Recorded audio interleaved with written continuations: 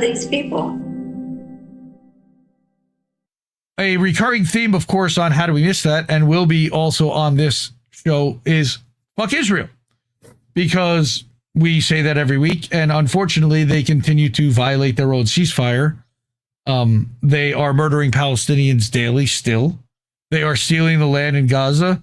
The last we had talked about 2 weeks ago, the Yellow Line had taken over more than 50% of the territory from Gaza and cut that territory off completely and would murder any Palestinian that entered into that area. So they're not free by any stretch of the imagination, and they're not stopping the ceasefire. More than 100 Palestinians have been killed since the quote-unquote ceasefire. So we're going to cover some of the stuff that Israel's been up to and some of their war crimes this week, because we do that every week. We're going to continue to. Gaza officials warn that thousands remain trapped under the rubble and say that aid flow is critically insufficient. And we covered this 2 weeks ago, and it continues that Israel is still continuing to not allow enough aid in, though they will scream that they are allowing all the trucks that are there. We know that's not true. We've seen the trucks lined up. Right? Only 4,400 aid trucks have been allowed into Gaza out of the 15,600 that were supposed to have entered. Now, the thing is that neither side signed this ceasefire agreement, so I don't know whose ceasefire agreement they're supposed to be following, because neither side technically agreed to it. But that is just one collapsed building. Good luck finding people under there without heavy equipment. The bodies of over 10,000 Palestinians remain trapped under the rubble of buildings destroyed by Israel. Okay. In a statement on November 6th, that is the Gaza's National Committee for Missing Persons. It's disgusting that they even have to have one of those, but they do. Quote, the humanitarian situation in Gaza requires urgent intervention to end the suffering of thousands of families waiting to know the fate of their children. Calling for the urgent entry of specialized international rescue teams and heavy equipment to help recover the bodies of trapped and missing Palestinians.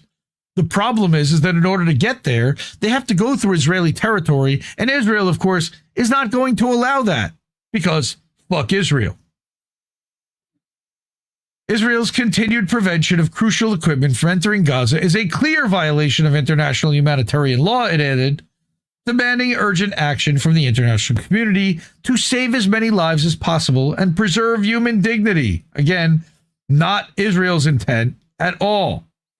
Meanwhile, they continue to block the entry of humanitarian aid into Gaza in complete violation of the ceasefire agreement, which went into effect last month. A reminder, Israel did not agree to this ceasefire agreement. It was imposed upon them and Hamas. The Gaza Petroleum and Gas Authority says, we confirm that the Zionist side has been preventing entry of cooking gas trucks for the third consecutive day. From November 3rd to November 5th, not a single gas truck has entered the strip. In previous days, only 2 or 3 trucks were allowed in daily, a situation that warns of a worsening crisis and the emergence of major social and health problems. We also note that the Zionist side has been sending back gas trucks every day without filling them, even after they arrive at the crossing, clear evidence of its deliberate attempt to worsen the suffering of Gaza's residents, despite the ceasefire that was imposed upon them. Furthermore, the Zionist side has adopted a new procedure, instructing trucks to head to the crossing only to turn them back empty as part of its ongoing effort to humiliate and subdue the steadfast Palestinian people in Gaza. So they send an empty truck in there and then turn them back. We all call on concerned parties and monitors of the ceasefire agreement to compel the Israeli side to implement the humanitarian protocol stipulating the entry of fuel and gas, and to intervene urgently to curb this deliberate and worsening gas crisis. Starvation crisis, it ain't just gas. Now, what we said, and we've been calling this for a month, and Israel is basically saying that they're using this as an excuse why they're not not ceasing fire. Well, they haven't actually returned all the hostages, the dead ones. They can't return dead bodies that are buried under rubble and equipment without the heavy equipment to actually dig the bodies out. And of course, Israel knows this. So here's a couple of receipts. We go back to 4 weeks ago. Palestinians cease and Israel fires. Fuck Israel. Fuck Israel. Yep. From the mouth of Rafael. So that was the Council of State. And then we've got, what's next? Mondoweiss. Here's another one. The Israeli media is already reporting on a secret clause in the Gaza ceasefire deal that no one is talking about. And what do? They do it in Hebrew. This is like they're communicating amongst themselves, and then they homogenize it for the English, for the Westerners. It's disgraceful. Right.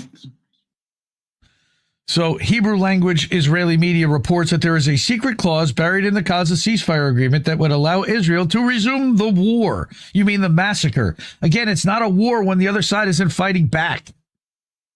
Palestinians worry that this is pretext Netanyahu needs to get out of completing the deal. It's exactly what happened. And it's the same. That was on October 10th. That was written by Mondoweiss. A week later, we covered a very similar thing where they accused Hamas of violating the deal by not returning slain hostages fast enough. Also, what we predicted and what Mondoweiss predicted last week, which was how Israel was going to claim that Hamas was the violator of the ceasefire, which was that the 24 slain hostages still left behind, they haven't been able to deliver them quickly enough because they're buried under rubble.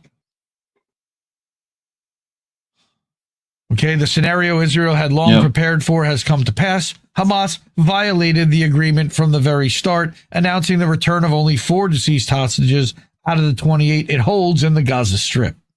So this is the justification and the excuse that they're using for continuing to attack and murder Palestinians.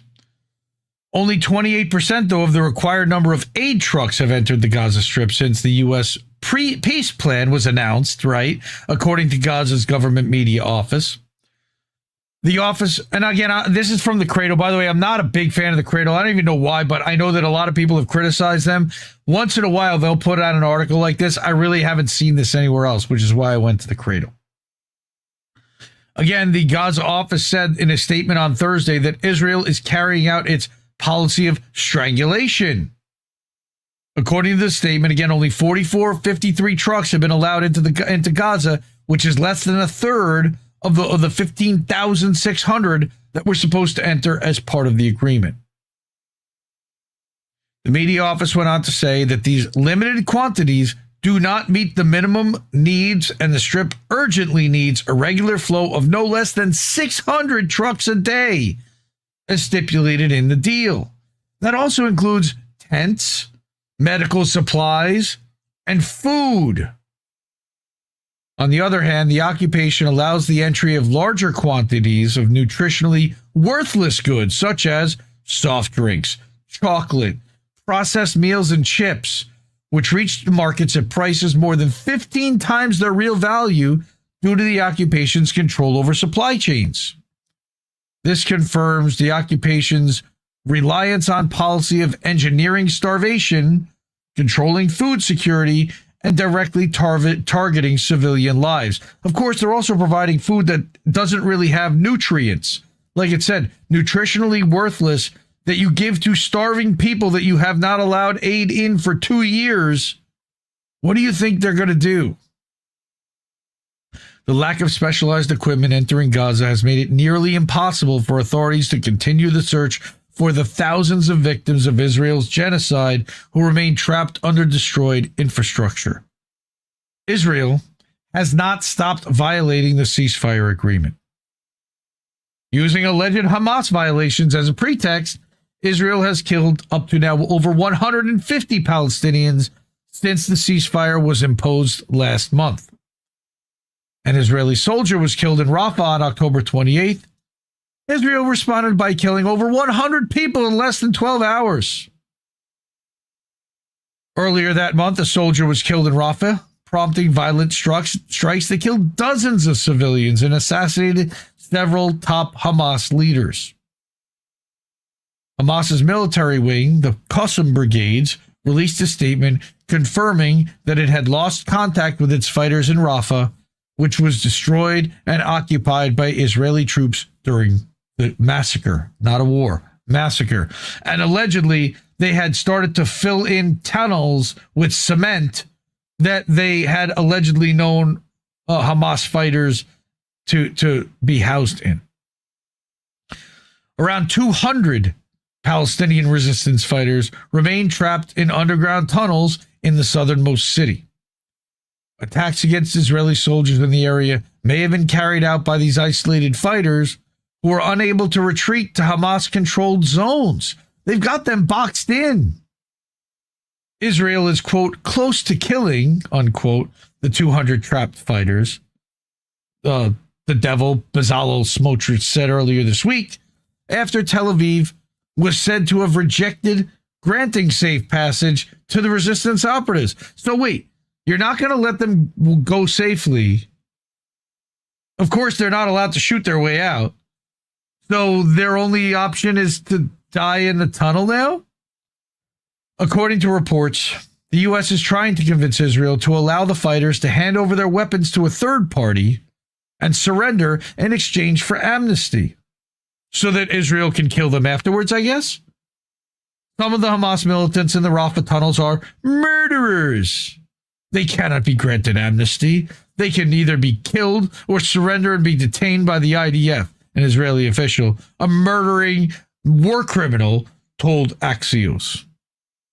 A U.S. official, also a war criminal, told the outlet that Israel needs to grow up and not allow a tactical issue such as this to undermine the Gaza agreement. Again, that Israel never agreed to. Don't forget, they're allowed to violate all of this because they can claim they never signed off on it in the first place. So, fuck Israel. But remember that they're not just attacking Palestinians, they're attacking the sovereign nation of Lebanon.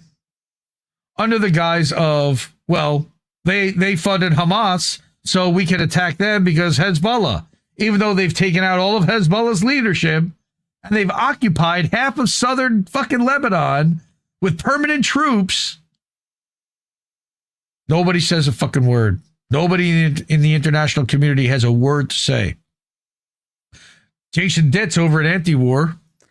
Israel massively escalates strikes on Lebanon as Hezbollah threatens retaliation. The new Hezbollah, because again, their leadership was taken out by Israel. So let's look at this. Israel's long-threatened escalation of their attacks on Lebanon seems to have begun in earnest on Thursday, with massive numbers of strikes reported against several towns and villages in the country's south. Did they attack Israel? Remind me. Because that would mean that Israel is attacking a sovereign country unprovoked. Again. And yet not being held to account. The IDF issued evacuation warnings. How kind of them. For at least 5 sites in southern Lebanon, and is claiming, as they so often do, that everything they're attacking is Hezbollah infrastructure. Early indications are that a substantial number of civilian casualties have occurred. What a surprise. The Gazification of Lebanon. The most recent toll has 1 confirmed killed and 9 wounded, though those tolls are expected to rise. This comes amid an Israeli security cabinet meeting at which the Northern Command will reportedly present various options for the direction and scale of a military escalation in Lebanon, in spite of a ceasefire nominally having been in place for the past year. Right? And there's one of the photos from the airstrike on Tair Deba, according to Reuters Connect. Israel has violated the ceasefire thousands of times since then, killing hundreds of people, including over 100 confirmed to be civilians. Hezbollah, again, has not attacked Israel has not fired a single rocket during that period, though that may be about to change.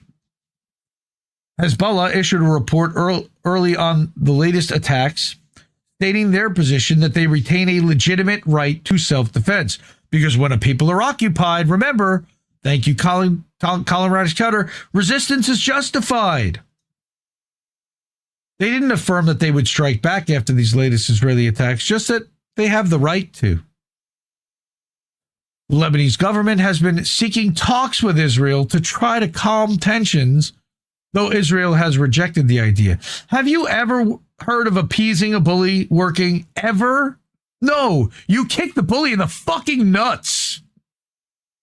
That's one thing they and Hezbollah seem to agree on, as Hezbollah said they don't believe direct talks with Israel are in the national interest. Well, that's good. Israel has yet to announce its plans beyond further attacking Lebanon, Greater Israel Project, though recently they've suggested no place in the country would be immune to strikes because they think they own all of it. 3,000 years, right? Fucking disgusting pigs.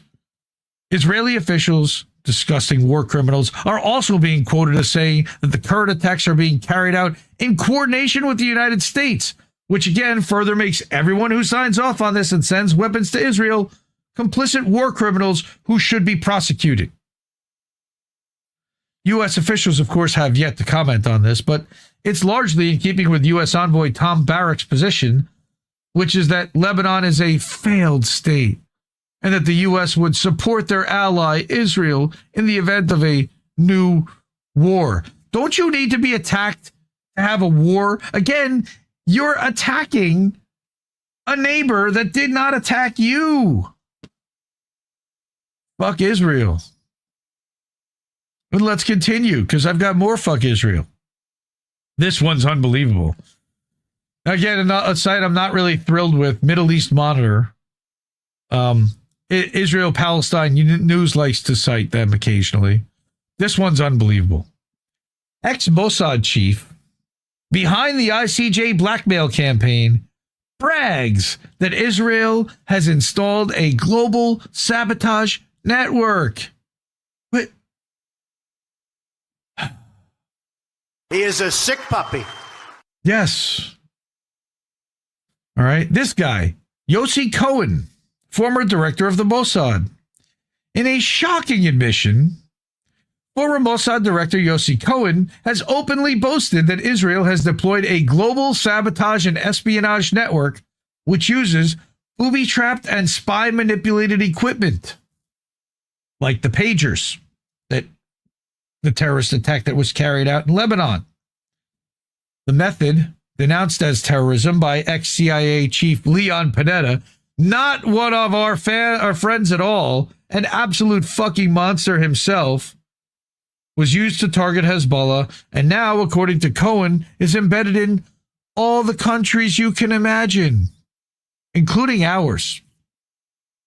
In a video that's now circulating on social media, Cohen is seen speaking on the Brink podcast hosted by Jake Wallace-Simons, editor of the Jewish Chronicle.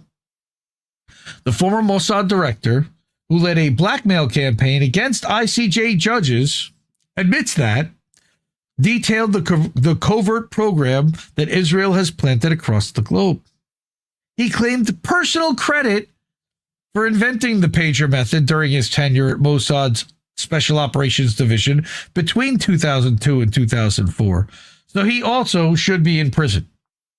Thanks for admitting that.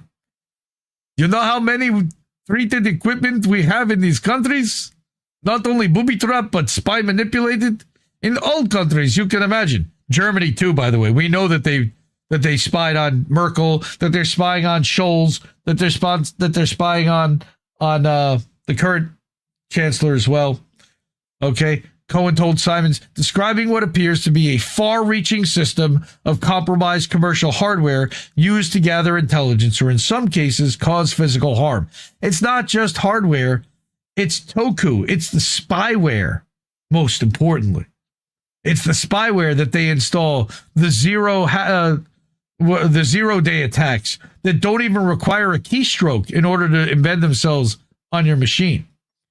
The technique, he said, originated with the weaponization of communications equipment used by Hezbollah fighters, specifically pagers rigged to function as remote surveillance tools or explosive devices. IEDs. Quote, if adversaries are purchasing equipment, Israel should intervene by embedding itself into their supply chain and exploiting it, he explained, adding that the concept was refined and scaled globally after being tested during the 2006 Second Lebanon Massacre. Not war, but massacre. The former intelligence chief further admitted that Israel's sabotage apparatus had not been fully applied to Gaza, calling this a critical shortfall in the lead up to the Hamas-led offensive on October 7th. Not Gaza, not enough, he said, arguing that Mossad had repeatedly warned of this vulnerability, only to be ignored by Shin Bet and the IDF, who, remember, they pulled their soldiers off the detail that morning. They allowed it to happen. We've shown that multiple times, and that was from the IDF's own admission. While Cohen's remarks appear to confirm long-standing suspicions by government and cybersecurity analysts that Israeli firms and agencies have used tech as a Trojan horse, the interview also raises troubling questions about accountability, legality, and the potential scale of the operations. I would hope so. Critics have long warned that Israeli surveillance and weapons technology, which is often marketed through private firms with close ties to Mossad and Unit 8200, we talked about Apple and Unit 8200 recently, poses a threat to international security. And just how many former Unit 8200 people work at Apple now? You think that that's not what he's talking about? That every iPhone now can be hacked? Cohen's boast now appears to offer direct confrontation that such concerns are confirmation that such concerns are well-founded. Again, last month, Netanyahu himself, in front of that 250 congresspeople, claimed that anyone with a cell phone owns a piece of Israel. That's what he meant. His remarks were widely viewed as an admission about Israel's global sabotage and spy network. They were also a warning to everyone. Don't fuck with us, because if you got a phone in your pocket, we can make it explode. That was the warning. Fuck Israel for that too. But I ain't done. I got another one from Left Voice, Indie Media Award honoree, class of 2022, top outlet. This is an important one because this also involves another Indie Media Award honoree, Robert Inlakesh. YouTube has removed over 700 videos documenting Israeli war crimes. What a shock.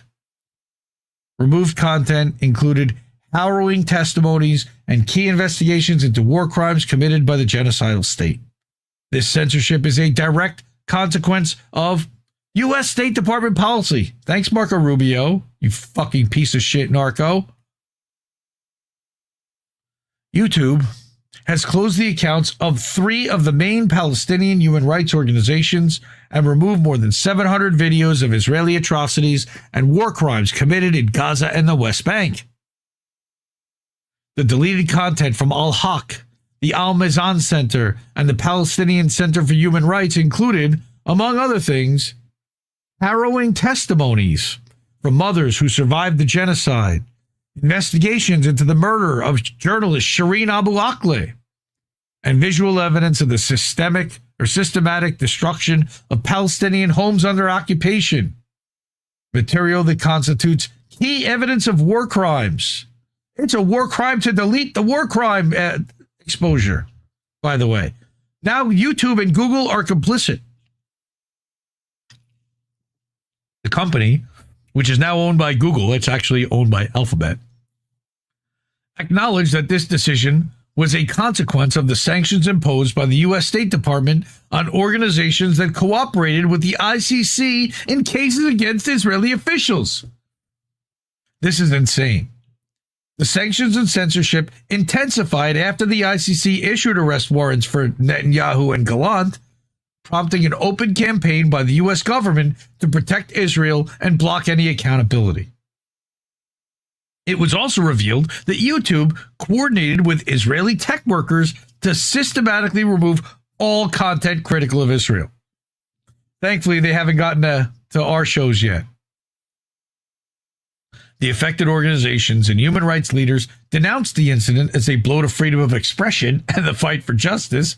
That's a minimum. Why you're using YouTube as your main source for hosting that evidence is beyond me. But a spokesperson for the Palestinian human rights organization Al-Haq told the CIA-run Intercept, quote, YouTube's removal of a human rights organization's platform carried out without prior warning, they never warn you, represents a serious failure of principle and an alarming setback for human rights and freedom of expression. The U.S. sanctions are being used to cripple accountability work on Palestine and silence Palestinian voices and victims, quote unquote. Yes, because Zionists run YouTube. Naturally. Meanwhile, on other online platforms like MailChimp, they followed suit too, closing key accounts that reported on Palestinian issues. These episodes of cooperation and capitulation are not isolated, however. They're part of a strategy of active complicity between big tech, Google, Meta, Amazon, and imperialist powers, which not only censor the truth, but also provide the infrastructure and technology to sustain the Israeli machinery of occupation and extermination. Notice that they didn't mention Microsoft there, which is interesting, because Microsoft just announced that they would be cutting back some of their work with the Israeli government. But I guarantee you it ain't going to be much. This is all yet another example of how imperialist capitalism puts its economic and political interests above the truth and above the lives of oppressed peoples. The struggle for Palestine is also the struggle to break the information blockade and censorship that legitimizes the genocide. This article was published in Spanish on La Izquierda Diario on Friday, November 7th, translated and adapted for Left Voice by the great James Dennis Hoff. Thank you very much, James. Thank you, Left Voice. Robert Inlakesh also said that he's had video evidence of his that he's posted removed as well. So fuck Israel. All right. And then I've got a little every time, right? Let's keep in mind and let's remember that continue without supporting us. Screw you guys at the New York Post. Fuck Rupert Murdoch. But this is another one of those situations where I have to bring a corporate media thing, somewhat corporate media. You know, the morning after Zohran Mamdani was elected new mayor, outside Yeshiva, Magen David Yeshiva University in Brooklyn, a swastika was spray painted on the wall. And of course, every Zionist in the world screeched, anti-Semitism, anti-Semitism, it's got to be the Muslims. Notice, though, that there's a camera literally right fucking there, okay? Well, who guesses what happened, guys? New video shows hateful bike riding vandal who scrawled swastikas on the Magen David Yeshiva, and you'll be shocked to know that he's wearing a fedora, they called it. And I'm not going to play the music because fuck the New York Post. There's the guy on the bike right there. Okay, that fedora looks awfully familiar. It looks a lot like the hats that the Lubavitcher Chabad wear. So, is it possible that they might have done it themselves? Every fucking time we see it, it's always a Zionist trying to drum up sympathy. Every fucking time. All right, I'm going to let the video continue. Here it is. He stops at the thing. He sprays. And he moves on. Didn't even bother to take off his hat. Oh, there's another one. Look at that. In the middle of the night, of course. That's right, Topher. It was either that or it's an Amish dude. Exactly. Here's more official Shomrim Flatbush Safety Patrol showing the man in a fedora. Uh-huh. That looks a lot like the wide-brimmed hats that the Orthodox wear. And it looks like the guy even might have a long black beard. Maybe I'm wrong. Yeah, those racist Amish. Seriously, Jason. Every time, right? Unbelievable. And then again, not so unbelievable at all. And here he is coming back after he does the vandalism. And he's going home. Maybe he's got a mask on to cover his face. If I were spray painting a swastika as a Zionist, I would probably have a mask on myself. And fuck the New York Post, by the way. All right. Don't subscribe to them. They're garbage. But, and what's funny is they won't even admit that it's likely a Zionist. Disturbing surveillance, right? This is the way they describe it. Captured the mysterious bike-riding vandal who painted swastikas. The footage shows a single figure wearing a wide-brimmed hat pedal up to the school around 6:30 in the morning, stopping briefly and scrawling the hateful graffiti before riding off. Every time. First of all, it's hate graffiti. I don't care if it was on a mailbox or a light pole. We would look into that too. But here you have a predominantly Jewish neighborhood, a Jewish school with a massive attendance. Uh-huh. And that certainly looked like a Muslim that was riding that bike, didn't it? Because you know that's the narrative that they would like to believe, that it was a Palestinian that did that. Pennsylvania is number one in Amish population in the world. That is true. Ohio is number 2, descent in bloom. But it's certainly not Flatbush, Brooklyn. But you know where a lot of, you know who lives in Flatbush, Brooklyn? A lot of them? Orthodox Jews that wear wide-brimmed black hats. I'm not saying, I'm just saying. Fuck Israel. All right. I need to breathe after that. A lot of riled up. I had missed 2 weeks, so the secret Nazi sect of Zionists. And they're not so secret, though. That's the thing, Fred. They're proud of what they do. They're not trying to hide it anymore. Because there literally has been no repercussions for anything that they have done. So why would they not admit it, other than to, at some point, not be prosecuted? But I don't know when that's going to be. All right. So before we continue, again, I'm going to ask you to, if you're able to, support the media you want to see and support shows like this. The best ways to do that are by Cash App. And thank you to whoever did donate on the Cash App earlier tonight. I did see one come through. Christopher Anthony, thank you. $50. Appreciate that. Kate, Kameshwari Kate, $15. Thank you so much. This is great. $sign Indie News Network on Cash App. co-fi.com/Indie News Network, and that's supposed to pop a thing up. I got to fix that. PayPal.me/Indie News Network. Then we've got IndieNewsNow.com, again, the name of the show, but also the website where we are live and also where you can support the media you want to see.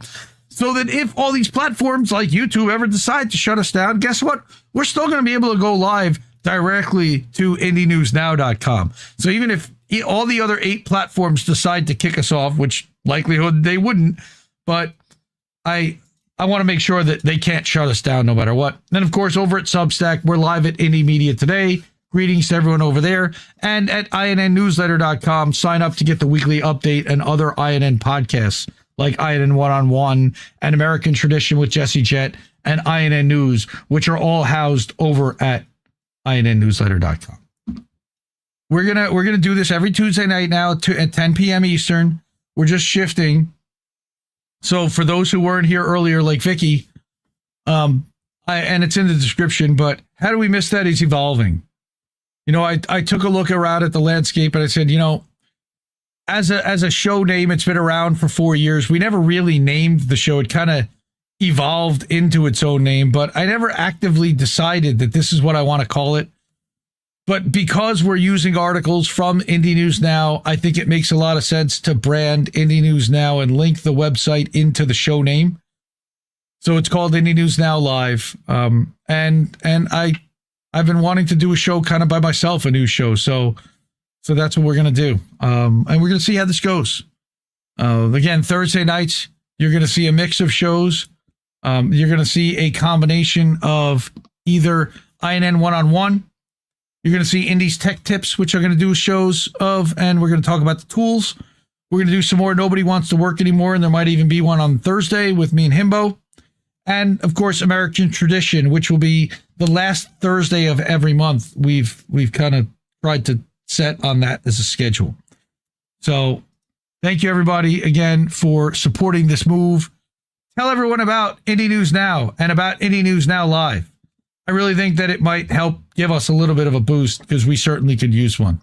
The algorithm doesn't love us. Votes, by the way, will be moving to 11 p.m. on Sunday nights. So we are still going to do votes. It's going to happen on Sunday night. And the last Sunday of every month will still be in uncensored votes. But the truth is that I can't continue to stay up as late as I've been staying on Sunday nights, especially. And I've got to start working on my schedule. So spreading this out a little bit better seems to make more sense, at least for me. And we're going to try this and see how it goes. And thank you, everybody, for being on board and supporting that. So I will, again, say to support independent media because we need it more than ever. And we will see you next Tuesday night at 10 p.m. Eastern. Tomorrow night, 9 p.m., check out INN News with Reef and Colin. And we'll see you again real soon. Love you all, fam. No! We just fucking lost the stream! I guess this isn't such an awful place. Is that what you want me to say? You prove it's possible to sleep for days, and I still think you're right here awake. The cost of living isn't much to me, but God, it's so hard to say. And when they told you everything was safe, were you safe?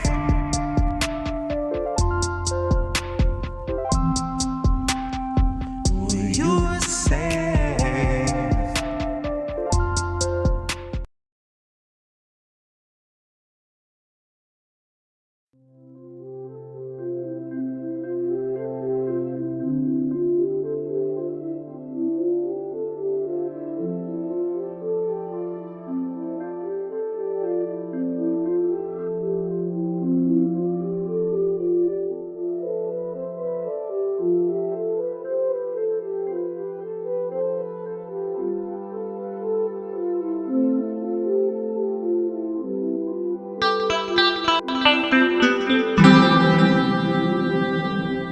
Who are these people? I also wanted to mention this excellent declassified article that was published yesterday by Martin Williams. Israeli weapons firms set to close their UK wing. This was an investigative article and journalism from Declassified that started to dig into this company, Rafael, and their UK subsidiary, and it found that it basically was an intel front. It was a shadow of a company. It didn't really exist. I could have easily put this in the Fuck Israel segment, but I didn't. But I definitely want people to take a look at this one. All right. Our UK System Limited is registered in London, but records show that it's a subsidiary of Israel's state-owned arms giant, Rafael. How are they allowed to operate in the UK? All right. They donated at least $1,500 to partner with a cross-party group of MPs. How is that legal? Westminster authorities subsequently launched an inquiry into the APPG's chairman, and the group quickly disbanded. Oof. So they tried to co-opt and buy off lawmakers. That didn't happen. Now the firm has launched a so-called First Gazette notice to Companies House, which initiates the process of closing it. Right. They claim that the disclosure is not linked to declassified's investigation, but no official reason has yet been given. All right. That this building was empty for 6 years. This is crazy. An arms company owned by the Israeli government has just taken its entire website offline after our investigation revealed that it had given money to a group of British politicians. And now it seems to have disappeared altogether. The building is empty. It's empty. Yeah, for the last 6 years or something like that. 6 years? Yeah. The company documents show that they're registered here. Yes. There doesn't seem to be any sign of them. It's called RUK Advanced Systems Limited, and officially it's registered in London. The website claims, "We're good people committed to creating positive change." So let's have a look at some of the nice things that these good people do. Well, they sell missiles designed for urban combat, and they sell torpedoes with hard kill capabilities. These are the official documents from when RUK Advanced Systems Limited was set up in 2022. They show that although it's registered in London, all the shares in the company are actually held by Rafael, which is a state-owned Israeli arms firm.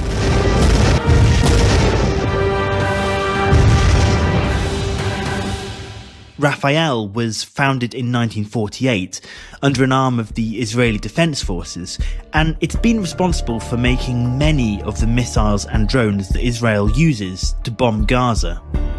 In particular, their infamous spike-guided missiles have been called out for causing huge numbers of civilian casualties.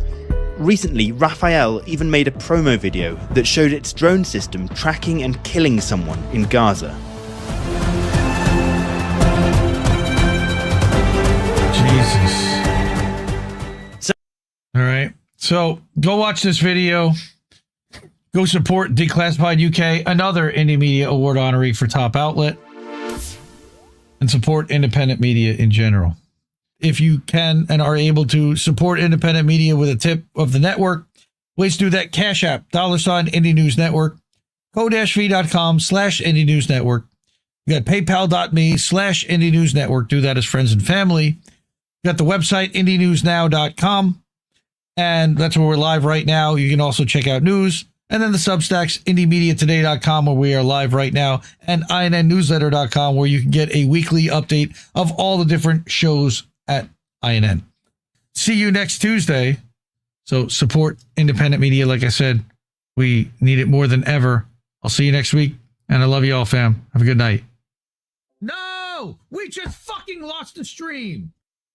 I guess this isn't such an awful place. Is that what you want me to say?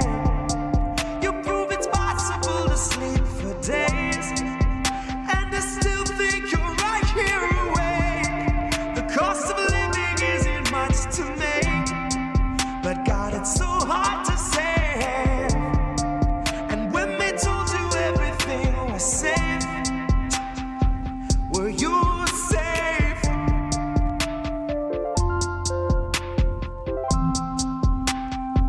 Were you safe?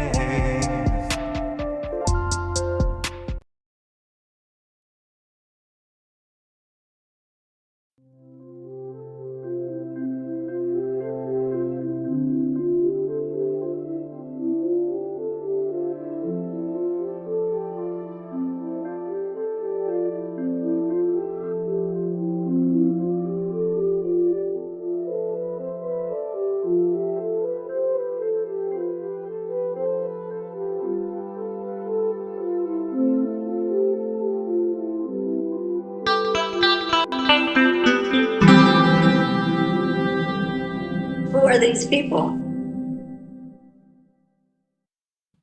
We're gonna get up to our favorite or not so favorite or favorite part of the show, which is fuck Israel, because we have to talk about every week what's going on and what they're doing to the Palestinian people and how they are trampling the world, and they're just, you know, making a joke of laws and corruption laws and all different things. And it's not just Israel, but Israel's supporters and the Israeli lobby that is incredibly powerful in this country.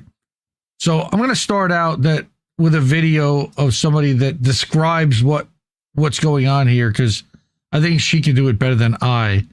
And funny enough, this is Earth Hippie at Hippie Goat on Twitter. She says, "This is a hard video to watch, forcing herself to watch this because we must know terrible, horrifying testimonies of sexual torture and rape of Palestinians by the Israeli army." So this is graphic. If you get triggered by this, you might want to cut away for the next 3-4 minutes. So, or more. I was raped 4 times over 2 continuous days by Israeli soldiers. This is what a 42 years old Palestinian woman arrested from Gaza in November 2024 said in her testimony to the Palestinian Center for Human Rights. During this, she was stripped naked, tied to a bed, brutally raped, beaten, humiliated, and filmed. The soldiers threatened her to post her photos on social media. Recounting what happened, N.A. stated that she cannot describe what she felt. She said, "I wished for death every moment." A 35 years old Palestinian man arrested from Al-Shifa hospital in March 2024. He was raped by a trained dog, while soldiers beat him and sprayed pepper spray in his face. He was stripped and threatened with the rape of his family inside the Sedate Man military camp. He described the aftermath, saying, "I suffered a severe physiological breakdown and deep humiliation. I lost control because I could never have imagined experiencing such a thing." TQ. A 41 years old Palestinian man arrested from Kamal Adwan Hospital in December 2023. He was subjected to extreme sexual torture, including threats to have his wife brought to the detention site to be raped in front of him. He was then violently raped with a wooden stick, and then he was forced to lick the same object. The torment was so severe that he commented, "From sheer anguish, I lost consciousness for minutes." M.A., an 18 years old Palestinian boy, arrested in 2025 near a humanitarian aid distribution point. He was sexually assaulted when soldiers repeatedly raped him with a bottle. This was done to him and other detainees, sometime in groups. He shared the profound impact of this abuse, saying, "They violated our dignity and destroyed our spirits and our hope for life. I had wanted to continue my education. Now I am lost after what happened to me."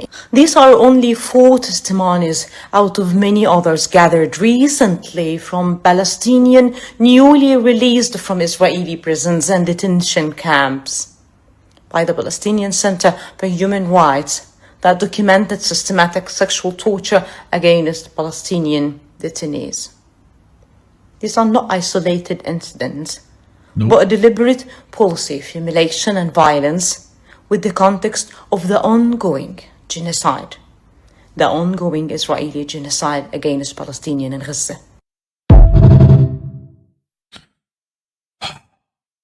Man, it's hard to watch, I know. And, man, fuck Israel for that. But again, that's just, you can't even, that just begins to scratch the surface. So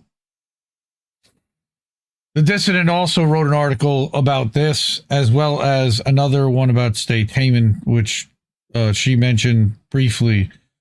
But that these people were taken from hospital beds. They were already sick or wounded or injured. And then they were like brutally raped. I mean, it's just, wow. But yeah, most moral army in the world, right? So we've got the Dissident, friend of the show, original INN co-founder. Israel committed mass rape against Palestinian detainees. So she talked about this report from the Palestinian Human Rights Council, Center for Human Rights. Okay. Infamously, 5 IDF soldiers were caught on video during the genocide in Gaza, gang raping a Palestinian detainee at State Haven torture facility. Not prison, but torture facility. New victim testimony gathered by lawyers and researchers at the Gaza City-based Palestinian Center for Human Rights revealed that this was in no way an isolated incident. Again, collecting new testimonies from a number of Palestinian detainees from the Gaza Strip who were recently released from Israeli prisons and detention camps. The accounts revealed an organized and systematic practice of sexual torture, including rape, forced stripping, forced filming, sexual assault using objects and dogs, as that woman spoke about. My God, dogs. I can't even imagine. And what human being would imagine doing that to another human being?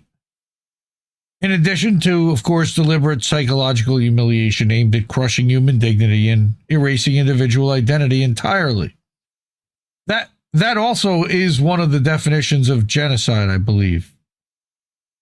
PCHR affirms that the testimonies do not reflect isolated incidents, but constitute a systematic policy practiced in the context of the ongoing crime of genocide against more than 2 million Palestinians in the Gaza Strip, including thousands of detainees held in prisons and military camps. And don't forget the West Bank either. Okay. Here's the one again. 42-year-old Palestinian woman and mother arrested while passing through a checkpoint set up in northern Gaza. So just trying to move freely. She says at dawn she heard the soldiers shouting, saying that morning prayers were forbidden. And I think it was the 4th day after my arrest from Gaza. The soldiers moved me to a place I didn't know because my eyes were blindfolded and they ordered me to take off my clothes. I did so. Of course she did, because otherwise they'd beat her. They put me on a metal table, pressed my head and chest against it, cuffed my hands to the end of the bed, pulled my legs apart forcefully. She felt the penis penetrate her anus, a man raping her. She started screaming and they beat her on the back of the head while she was blindfolded. She felt the guy raping her finish inside. She kept screaming and being beaten. She could hear a camera, so she believed they were filming. It lasted about 10 minutes, which is an interminable amount of time.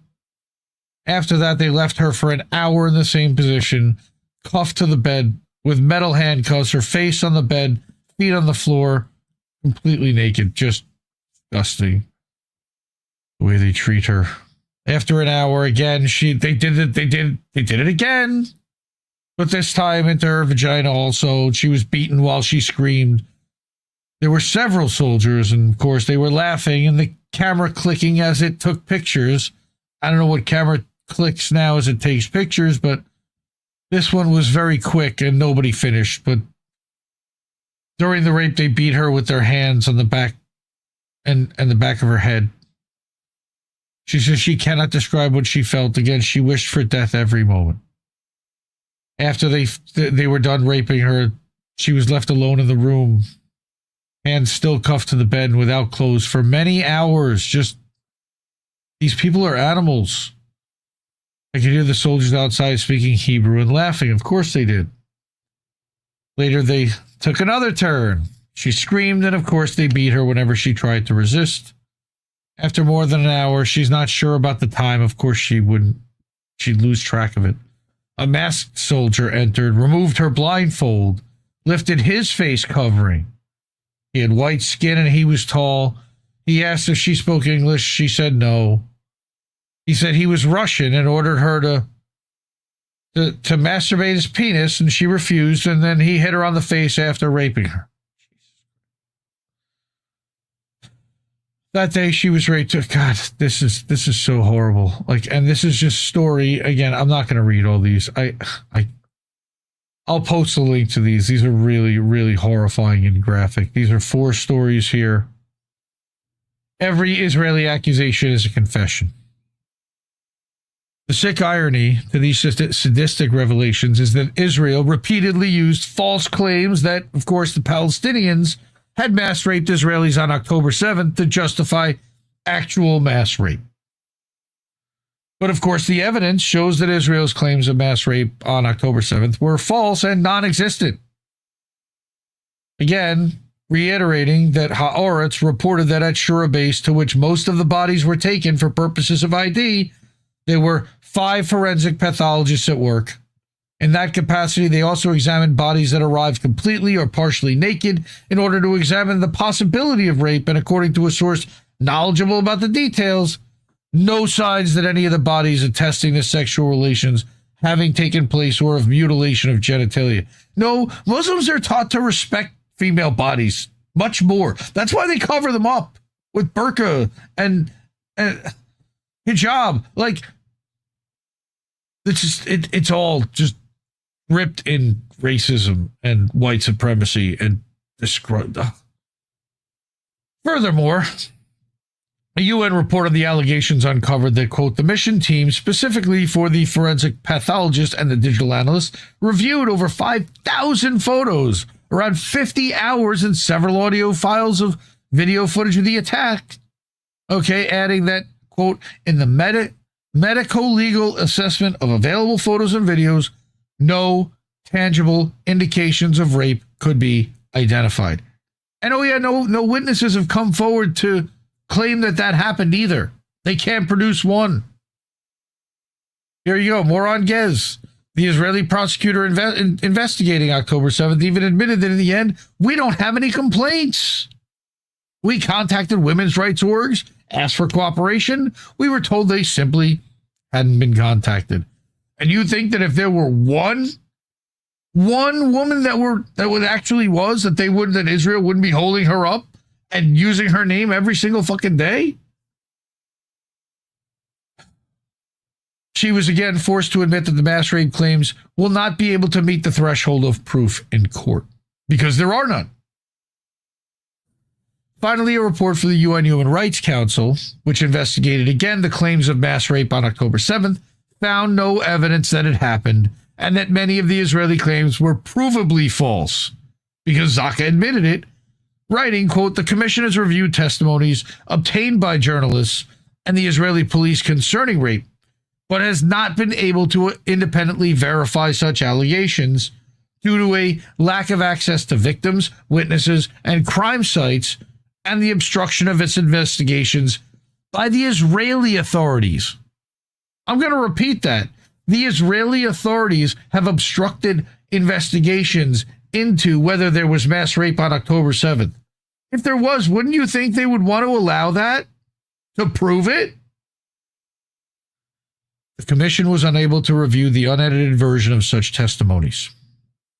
For the same reasons, the commission was also unable to verify reports of sexualized torture and genital mutilation. Again, they made it up. Additionally, the commission found some allegations specifically to be false, inaccurate, or contradictory with other evidence or statements discounted, which discounted these from its assessment. They made it up.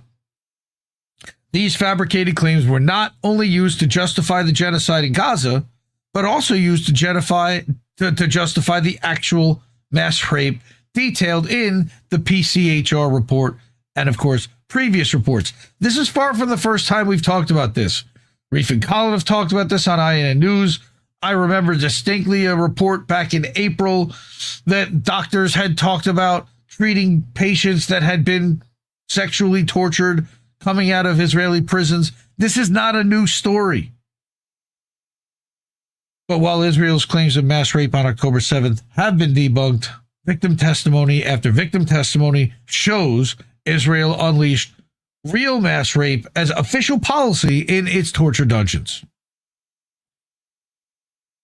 Subscribe to The Dissident and support The Dissident, the307.substack.com. But this one is even harder to read. A new report shows that Israel tortured Palestinian children at statement, which again torture facility, not prison, torture facility. This was this week, by the way, 3 days ago. This is how they're holding Palestinian men. Blindfolded, handcuffed, behind chicken wire, in a mass cell. I'm guessing that that's people sleeping. As of late, Palestinian hostages released from Israel's barbaric torture dungeons as part of the ceasefire deal have detailed the sadistic torture they endured at the hands of Israel. They're not all making it up.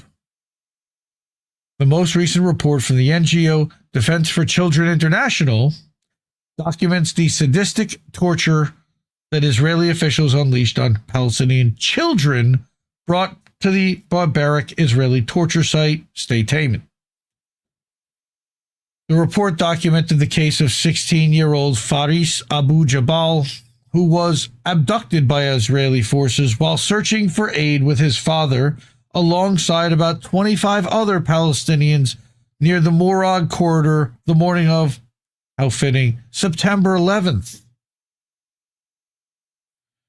The report documented that, quote, an Israeli soldier interrogated Faris, severely beating him after binding his hands and forcing him onto his knees, quoting him saying, quote, he struck my forehead so hard it split open and required stitches, which of course I'm sure he got once he got to prison because he was bleeding profusely. Following this, again, Faris was transferred to Stay Taman, where he was subjected to another brutal interrogation, during which he was handcuffed to a chair with his hands bound behind his back and his legs bound to the legs of the chair. Each time he answered, I don't know, to an interrogator's question, another interrogator beat his head and legs. 16-year-old kid. The report quoted him saying, quote, in these moments I felt nothing but pain, and my sole focus was finding a way to escape the relentless beating and suffering. He would have told them whatever they wanted to know. He was then transferred to the quote-unquote disco room, a concrete room with speakers that blare music in Hebrew. It's sound torture. Faris was quoted saying, quote, they positioned my head right next to the speakers. Of course they did, because they're just monsters. The soldier present, distracted by the sound, was evidently playing a game on his mobile phone. I could tell from his tone that he had just lost, and in his frustration, he'd open the door and unleash a brutal beating on me, striking randomly.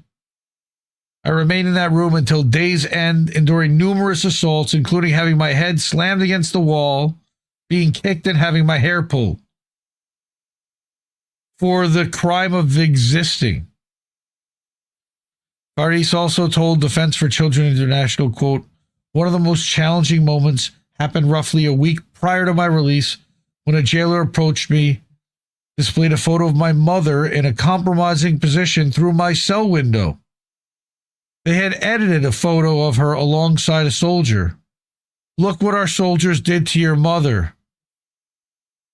In the image, my mother was lying next to a soldier. I could see her hair. Do you want to go see your mother?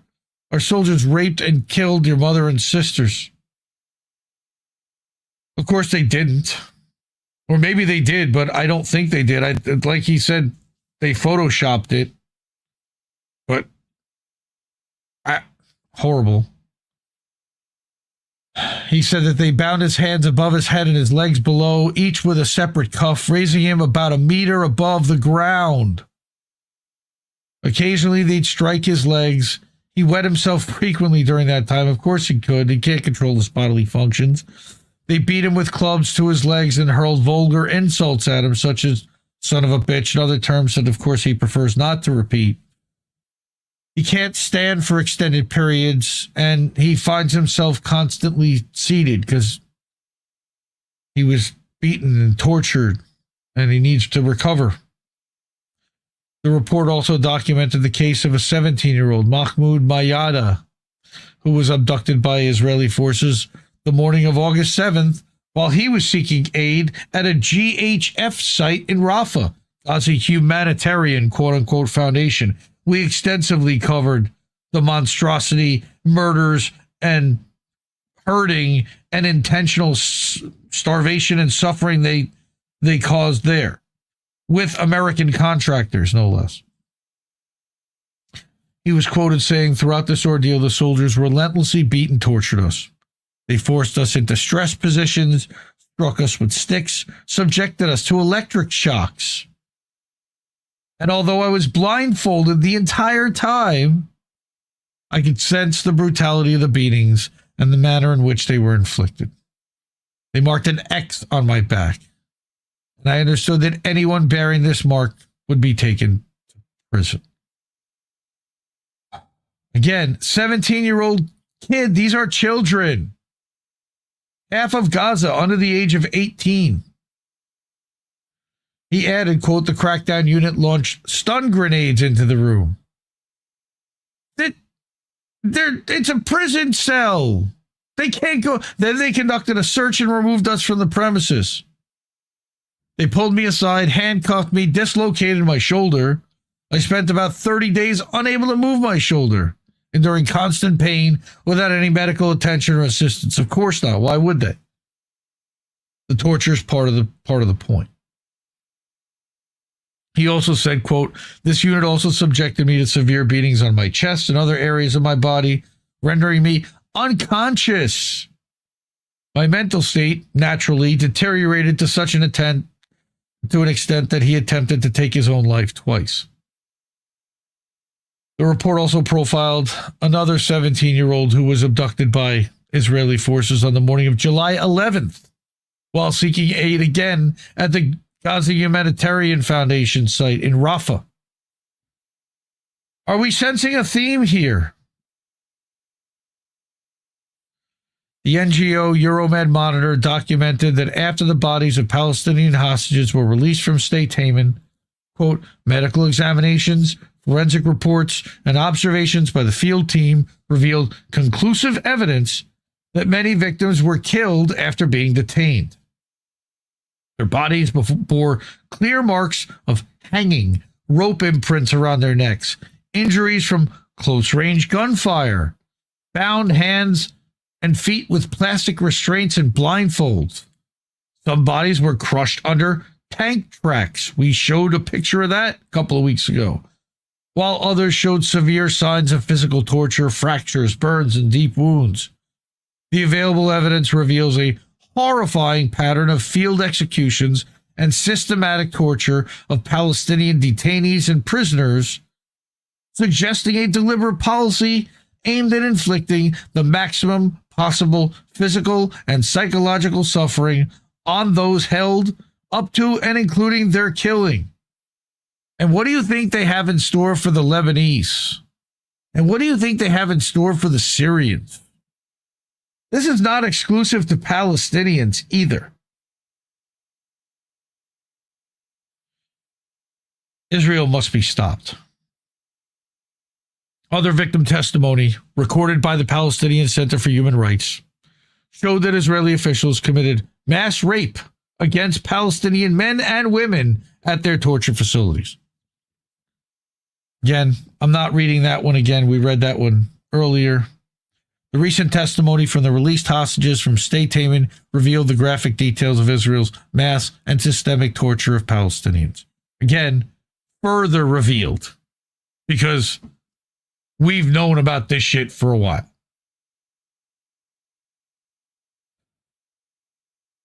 And I brought a third article from The Dissident, which should not surprise anyone, but we've still got to talk about it.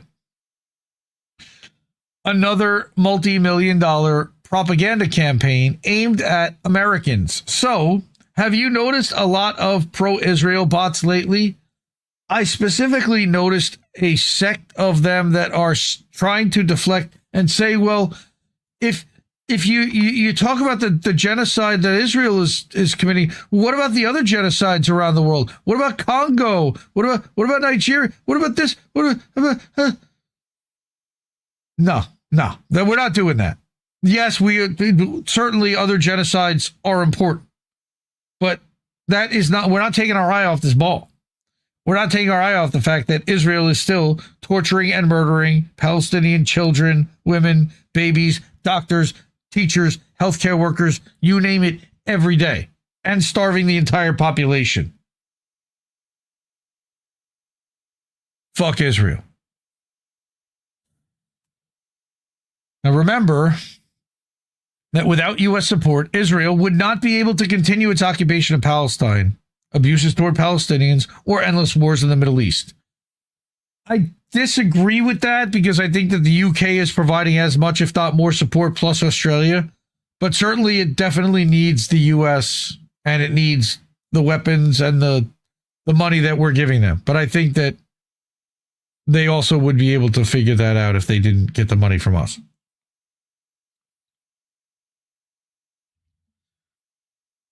Take the genocide in Gaza.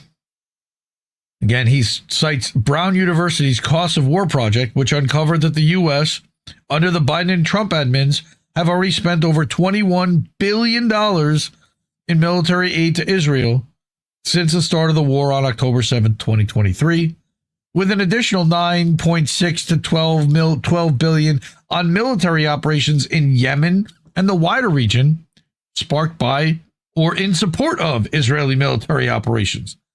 That's between 31 and almost 34 billion and counting in U.S. spending.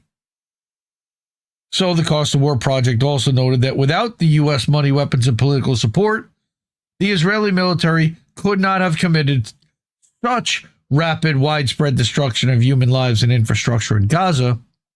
They could have, just not quickly, or escalated its warfare so easily to the regional level by bombing Syria, Lebanon, Qatar, and Iran. It's mostly political support and it's military backing to know that if any of those countries did retaliate against Israel, that the U.S. would also get involved. Without U.S. support, the Israeli government would have no combat aircraft to drop bombs and many fewer bombs. An increasing share of Israel's arsenal would be down for maintenance without U.S. government or U.S. contractor mechanics and spare parts. In addition, Israel's government could not have built a military of its current size and sophistication without U.S. financial backing. Thanks, Zionist douchebags in this country, you fucking assholes. At the same time, more and more Americans are beginning to oppose Israel. God, I can't imagine why. Due to its endless atrocities in Gaza and the West Bank, and its deep manipulation of U.S. politics and foreign policy through various lobbying groups such as AIPAC, J Street, Zionists of America, Beitar, and others. As the Israeli paper Haaretz noted, again, quote, Pew surveys conducted between 2022 and 25 show a rapid decline in support for Israel amid the war in Gaza. Even among conservatives. Wait, you mean conservatives don't like using our money to blow up brown people when we could be using it to give health care to the people here? Some 42% of Americans held a negative view of Israel in 2022. 3 years later, that number jumped to 53%. Still too low, in my opinion. The collapse in support is not limited to Democrats. Half of young Republicans under age 50 now hold a negative view of Israel, up to 15% since the war began. Again, because it's not a war. It's a massacre. It is one side bombing and leveling the entire the area and murdering everybody in that area that isn't running for their lives. This is why, as Haaretz has now revealed, Israel is launching a new multi-million-dollar propaganda campaign targeting Americans in an attempt to shore up American support for Israel and to keep the weapons and cash flow to Israel going. What a shock. Quote, the Israeli government has signed contracts worth millions of dollars in recent months to rehabilitate Israel's standing in American public opinion, both online and offline. $7,000 checks. Amid a sharp drop in support from the conservative right, Israel has hired firms to conduct not just Hasbara campaigns, literally they admit it, but also campaigns targeting millions of Christian churchgoers. You mean the Christian Zionists. Again, there are more Christian Zionists in the United States than there are Jewish Zionists worldwide. Bot networks to amplify pro-Israel messages online. Remember I mentioned that earlier. We've had a few of those in our YouTube comments. And efforts to influence both search results and the responses given by popular AI services like ChatGPT, which conveniently went down this morning. The article went on to report, quote, documents filed over the past 2 months show that the government of Israel, through their foreign ministry, the tourism ministry, and the government advertising agency, 3 different ones, signed multiple contracts in the U.S. to promote Israel's interests, quote unquote. Adding that, quote, payments are routed through Hamas Media Germany GmbH, a subsidiary of the international advertising and public relations giant Hamas. They also, by the way, are advertising on Rumble, and they're buying ads on Rumble. And they're propagandizing Rumble. They're Hamas's brutal war. What? All the hostages have been returned, guys. What are you doing? The investigation uncovered that, quote, the largest of the new Hasbara contracts was signed in August with a firm called Clock Tower X, owned by Brad Parscale, who led a role in Trump's digital campaigns in 2016 and 2020, a $6 million 4-month contract signed between his firm and Hamas Media on behalf of the Israeli government. So $1.5 million a month for 4 months to blanket social media with pro-Israel propaganda. But not just social media, but publishing articles and offline media and television. The Israeli government directed Parscale's company to produce at least 100 core pieces of content per month, including videos, audio, podcast, graphics, and text, and over 5,000 derivative versions monthly, aiming for 50 million impressions a month. Ben Shapiro style numbers. Adding that, quote, 80% of the content will target young Americans on TikTok, Instagram, and YouTube. Again, bots targeting comments. And that, quote, campaign messages will be distributed via Salem Media Network. That's the network that, by the way, is buying the ads on Rumble, a conservative Christian media group that owns more than 200 stations and websites. Again, how convenient. The Salem Media Network produces a long list of staunchly Zionist conservative podcasts and radio shows with personalities including Dinesh D'Souza, Josh Hammer, Laura Trump, Dennis Prager, Larry Elder, Jack Posobiec, and Hugh Hewitt. So basically it's CIA radio. Along with this campaign, Haaretz revealed that Israel is running a similar propaganda campaign in an attempt to manufacture support for Israel's genocide in Gaza and an American war with Iran amongst American evangelical Christians. Guys, you're being manipulated. You're being played by the guys in little hats. Are you not reading this? Are you not paying attention? The report noted, quote, another Israeli campaign commissioned for the foreign ministry was proposed by the Show Faith by Works, owned by Republican consultant Chad Schnitger. I would be very careful. An evangelical operative connected to the Christian right. God, these people just grow on trees, it feels like. The campaign's budget exceeds $3 million, a tenth of which has already been paid to Hamas through a final contract, which has yet, though a final contract has yet to be signed. That could be even more. Filings submitted in September describe a focus on churches and Christian organizations in the Western United States, aimed at countering declining support for Israel among evangelical Christians and raising awareness of Palestinian ties to Hamas and support for terrorism. This, by the way, why don't you just come out and say Utah? Because that's what's going on there. They're going after Utah.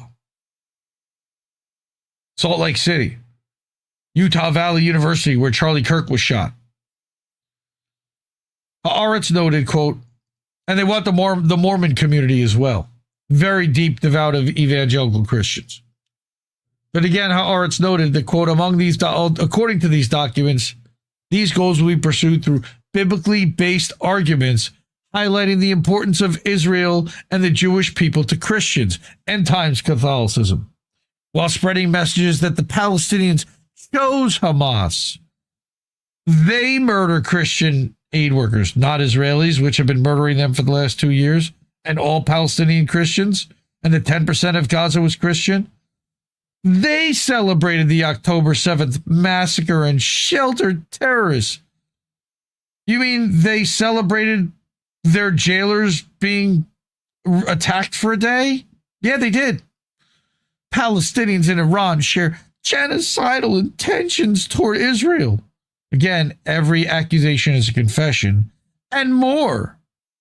Adding that, quote, the filings for the proposed campaign explain that the messages will reach their audience through the largest geofencing campaign in U.S. history. They're literally going to target specific locations. So when you go to a church, when you drive through a certain area, when you visit a certain location, something's going to show up on your phone. Again, a pitch to map the physical perimeters of every major church and Christian college in California, Arizona, Nevada, and Colorado during worship hours. That's a massive project, by the way. And it's creepily targeting people by their location. It's identifying attendees using commercial data, tracking them, and continuing to target them with relevant ads even after they leave the fucking church. And these rooms won't even have any fucking clue what's happening. That's the sad part. The estimated audience for the suggested project, 8 million churchgoers and 4 million Christian students. That's a pretty big number. That's the targeted audience. That's not how many they expect to actually influence. If they influence 50,000, that's a successful campaign. Along with this, the investigation noted that Israel is using this propaganda campaign to attempt to gain AI bots like ChatGPT and force them to repeat pro-Israel propaganda, writing, quote, a central element of Israel's campaign is its attempt to influence the popular AI chatbots that have exploded in recent years. But if they were on the up and up and what they were doing was legitimate, why would they need to influence with a propaganda campaign? Huh. One clause in the Clock Tower X contract reveals a search and language operation, quote, designed not only to promote the campaign on Google and other search engines, but also to generate framing outcomes in GPT conversations and AI-based dialogue systems. They want to train the AI to be Zionist. And when it's not, shut it down, like they've done with Grok multiple times. By the way, block Grok. You are able to block that account. Block it. Then it can't quote you. It can't look at your account. And you can't see its responses to other people because it's stupid and it lies. And don't take it as anything that's resembling a fact. It is a collection of the inputs that it sees. So what Israel is trying to do here, again, is flood the zone with slop. Zionist slop, so that the GPT that looks at the overall whole will say, oh, well, the overwhelming majority of articles say this, so this must be the case. As part of this work, the firm will also use the search engine optimization software Market Brew AI, which is a predictive AI platform that helps clients adapt to algorithms and promote their work on search engines like Google and Bing to help improve the visibility and ranking of relevant narratives. Again, Market Brew is a legit company. They're a newsletter company built around Mail Brew. All right. But Market Brew is used by companies all over the place, but this is being used for nefarious purposes.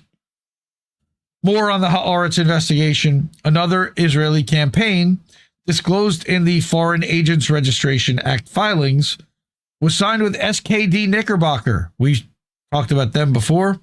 Also via Havas for the foreign ministry, worth roughly 2.5 million shekels. Under the contract, the firm, again actually considered close to the Democratic Party, will develop a bot-based program on various social media channels that floods the zone with the Ministry of Foreign Affairs pro-Israel message. The firm will also recruit up to 5 spokespersons to promote Israeli messages in international media and on social media alongside those bots, which will operate on TikTok, Instagram, LinkedIn, and YouTube. And then a separate campaign run by Targeted Communications Global for the tourism ministry will use influencers and commercial content to promote travel to Israel for another cool 1.2 mil. By the way, fuck Haaretz too. They're garbage. But what this investigation shows is that Israel is desperate to run a mass-scale, multifaceted propaganda campaign to get Americans to support Israel. And not even to support Israel, to just ignore what Israel is doing and not be opposed to Israel. Along with this direct government-funded propaganda campaign, Israel has used its U.S.-based pro-Israel billionaires to take part in similar propaganda campaign. People like Bill Ackman. When he last visited the U.S., Netanyahu famously met with Zionist influencers and told them that they had to secure that part of the base of our support in the United States, adding that we're going to have to use the tools of battle. The weapons change over time. We have to fight with the weapons that apply to the battlefields in which we are engaged. And the most important ones are the social media. Just like a fucking boomer. And saying, and the most important purchase that is going on right now is TikTok #1. And I hope it goes through because it can be consequential. And he made sure it happened with his boy Larry Ellison. Again, speaking of Larry Ellison, Netanyahu was referring to the purchase of TikTok by Larry Ellison, the pro-Israel Oracle founder, who is a personal friend of Netanyahu and the largest private donor to the IDF. And now Ellison's son, David, who's the owner of Skydance Media Production Company, also played a part in this propaganda campaign. What a surprise. Buying Paramount, the parent company of CBS News, and then buying the Free Press and installing the pro-Israel propagandist Barry Weiss as editor-in-chief. Now he's making a bid for Warner Brothers Discovery. Since Weiss was installed as editor of CBS, recent job cuts at CBS News disproportionately hit those whose coverage was critical of Israel, a staffer told Variety. What a surprise! They're purging anyone that questions the narrative. The New York Post reported that Weiss fired journalist Deborah Pata and installed Chris Livesay as the Israel correspondent at CBS News, whom the paper reported showed strong support for Israel, strong support for murdering Palestinian children. With American support for Israel declining, Israel is now more desperate to shore up American support as their mass propaganda campaign, and it's certainly not doing anything to help the narrative that Jews and Zionists control the media. Again, not just Jews, Zionists specifically. Zionists that are in support of advancing the Greater Israel Project, which I have repeatedly said should not be allowed to exist, nor should Israel as a country. Fuck Israel. This man is a Pulitzer Prize winner, a Nobel Prize winner, Mossab Abu Toha, journalist. He says, I'm running out of words as I watch the devastating scenes of rainwater flooding people's tents in the Gaza streets. This was 4 days ago. I talked to my family and my wife's, all our relatives who live in tents in the street and deeply suffering. I'm disgusted with a world that has allowed Gaza to continue suffering even after the so-called quote-unquote ceasefire. Not a single house has been rebuilt. On the contrary, Israeli terrorist forces are blowing up more houses in areas of Gaza than they're still occupying. There are babies who may not survive the cold, and yet, who cares? He's posting this so everyone can see. He's posting this because he will never forgive or forget. He's posting this so future generations will witness the cruelty of the occupation and the leaders, as well as those who support them, who enable this suffering. People like Barry Weiss. People like Larry Ellison.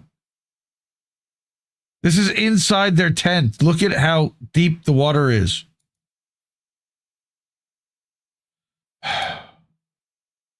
This is outside the tent. Kids' feet totally submerged.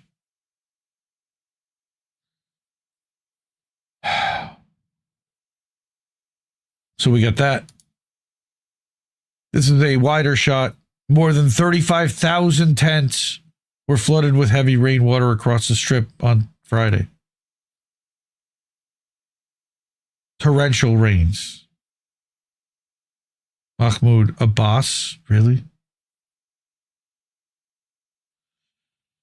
Palestinian children are disappearing in Gaza while seeking food. They never make it back home.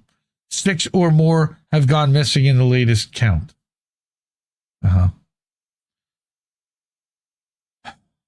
And here's a larger, wider shot. Over 35,000 tents again. Mohammed Safa, I believe he is the UN representative. Heavy rainwater across Gaza, deliberately inflicting on the group conditions of life calculated to bring about its physical destruction in whole or in part, is an act of genocide.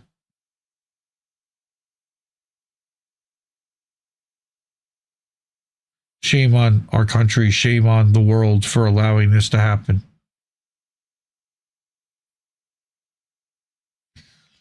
Then there's this story. Now, what's really interesting is that this actually came out like 2 months ago, but somehow really surfaced this week. This account, the International Cyber Digest, says, we've had multiple reports in the comment section indicating that the app is present on more Samsung device types and regions than the sources first told us. What are we talking about here? Well, back on November 14th, this account reported that there's unremovable Israeli spyware, which was found on all Samsung devices. Well, not all. Samsung faces backlash over App Cloud, an Israeli-developed app pre-installed on budget Galaxy A and M series devices. Some of you in the chat may have an M device right now, for all we know. Investigations reveal that this app is embedded in the operating system, preventing full removal. Even when disabled, App Cloud remains on the device, reappears after updates, and can covertly install additional software. Wait, what? How the fuck does Samsung allow something like this to happen? And now we find that it's not just the A and the M series, but the scope is even bigger than we thought. What's going on here? Well, our friend the McGuire posted the receipts back from September 18th at Quds Network, which said that a recent report revealed that App Cloud, an Israeli application developed by Iron Source, comes pre-installed on certain Samsung devices, particularly Galaxy A and M models, and cannot be fully removed. The app automatically collects user data, including location, device fingerprints, and IP addresses. Why would they need to do that? Okay. An Israeli war criminal recently boasted at a press conference that anyone who owns a mobile phone carries a piece of Israel in their hands, proudly highlighting Israel's deep infiltration into tech and global industries, including smartphones. So that's not good. Throw away your galaxies. Abu Bakr Abed also mentioned this months ago that Mahmoud Abu Musalam is a cybersecurity engineer in Gaza right now, writing so significantly about Samsung breaching the privacy of users and collecting the information for the Israeli army. So many in Gaza hold Samsung devices. Samsung is complicit in the genocide in Gaza. All right. And then there was some info about this. And again, I'll put all the links in the description afterwards. But Eye on the Sky actually shows the screenshots of exactly what App Cloud is allowed to do. Have full network access, view network connections and Wi-Fi connections. Of course, run at startup. Download files without notification. Read Google service configuration, including your emails. Measure app storage space. Why would they need to do that? I guess to be able to know if it could be installed. Run a foreground service. Advertising ID permission. Query all packages. They shouldn't be allowed to do that. It can also prevent the phone from sleeping.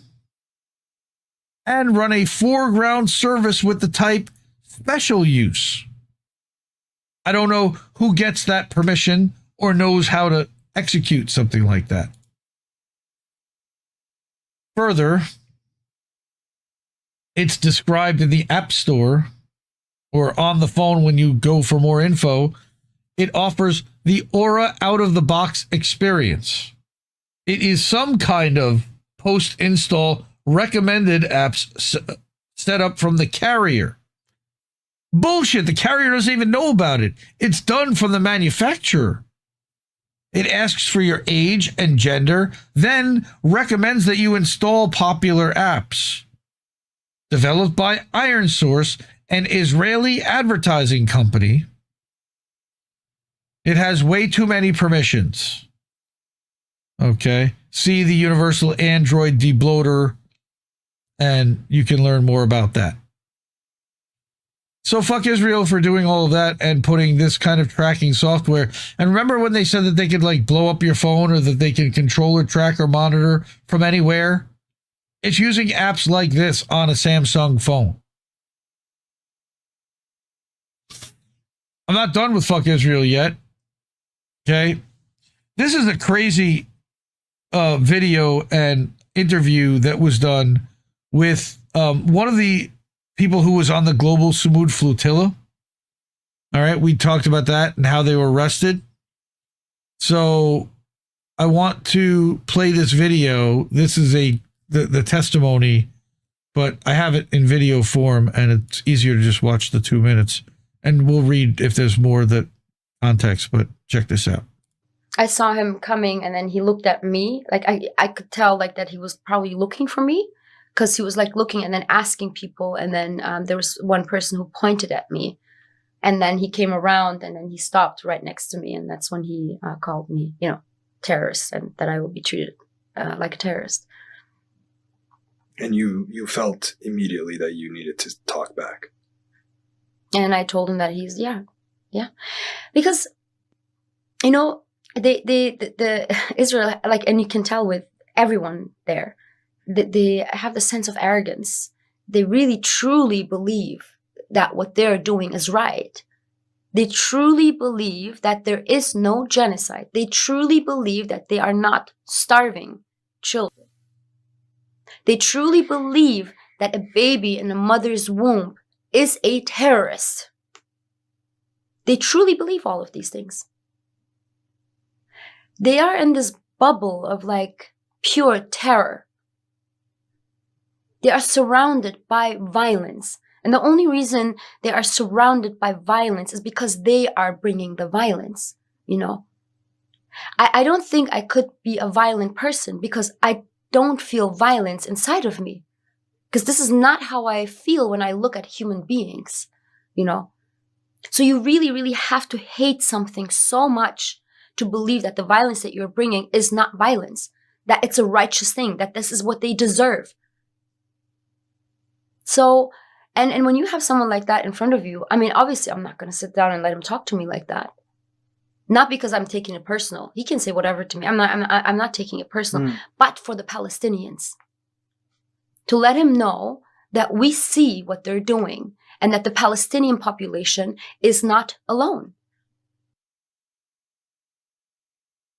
That's brave and courageous. So what had happened was this woman is Jewish, European, and was on the flotilla, and Ben-Gvir sought her out. So this is Yasmin Akar. Ben-Gvir came to me very close and said, "You're a terrorist and you will be treated as a terrorist in the coming days." I got up and told him he's a coward. I was like, what the fuck? She said, "Being back is intense. This was my second imprisonment in Israel since June. I didn't rest because the work continues. I've been traveling, doing advocacy, meeting organizations to help liberate Palestine. Since the ceasefire, we're still seeing Palestinians being killed. The flotillas didn't stop when we're detained. The Samud flotilla took over a month before interception. Technical issues, Tunisia, harsh weather, being bombed in Tunis, then bombed again in international waters. Finally, we were intercepted. 42 boats, 462 activists, violently. They already knew some of us. They approached me, Mandela, Greta, Tiago by name because they had been there before. Near Ashdod, they switch. First nice, then brutal. I'd been handcuffed, called names. Some made sexual comments.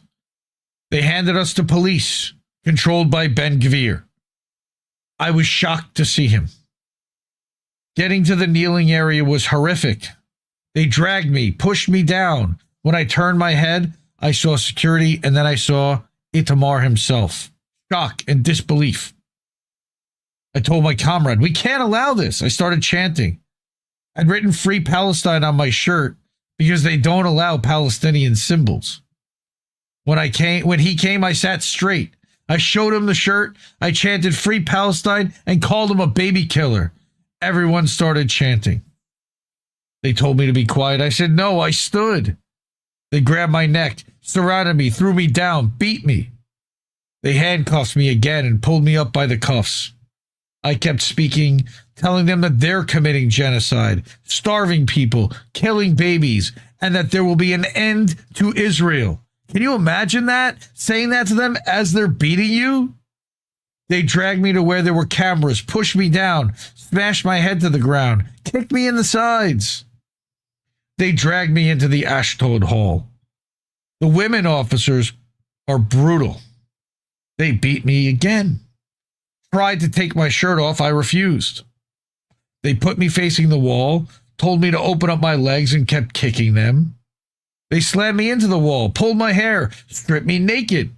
I guess they got the shirt off, mocked me, called me names, told me it would be worse this time. They recognized me. I recognized some of them, probably from their fucking awful TikTok dances. Then interrogation, photos, fingerprints, threats. American Jewish citizens were treated differently than Middle Eastern or North African people.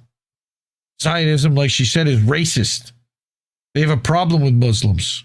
Muslim women were forced to remove hijabs. They laughed. They humiliated Muslims. People of color were mistreated. Palestinians, of course, were treated the worst. One officer said to her, "You're German, but you're not German. Your country committed the real genocide." I said, "Genocide is genocide, and Germany's crimes don't justify theirs." My Adalah lawyer was next to me. Later, Ben-Gvir came again, and he said, quote, "You're a terrorist, and you will be treated as a terrorist in the coming days," unquote. I stood up and told him that he's a coward, that we will hunt him down, that he's a baby killer, and the world won't look away. He called me a terrorist again. I again said, he's a coward, and he rushed out. Because you can be sure that that motherfucker doesn't have anybody talk back to him and treat him with disrespect. Ever. So it must have shocked him to hear someone as a prisoner like that speak to him that way. Good. They believe there's no genocide, like she said. All right. They live in a bubble. They bring the violence. This was the most amazing, remarkable line. I wasn't going to sit and let him speak like that. Palestinians can't talk back to soldiers. It's my duty to speak for them. I used my privilege, being from Europe with a strong passport, to speak for Palestinians. That's amazing. After that, it was interrogation, then deportation. And she reminds us and herself that anything I go through is nothing compared to what the oppressed face. I don't live under bombs.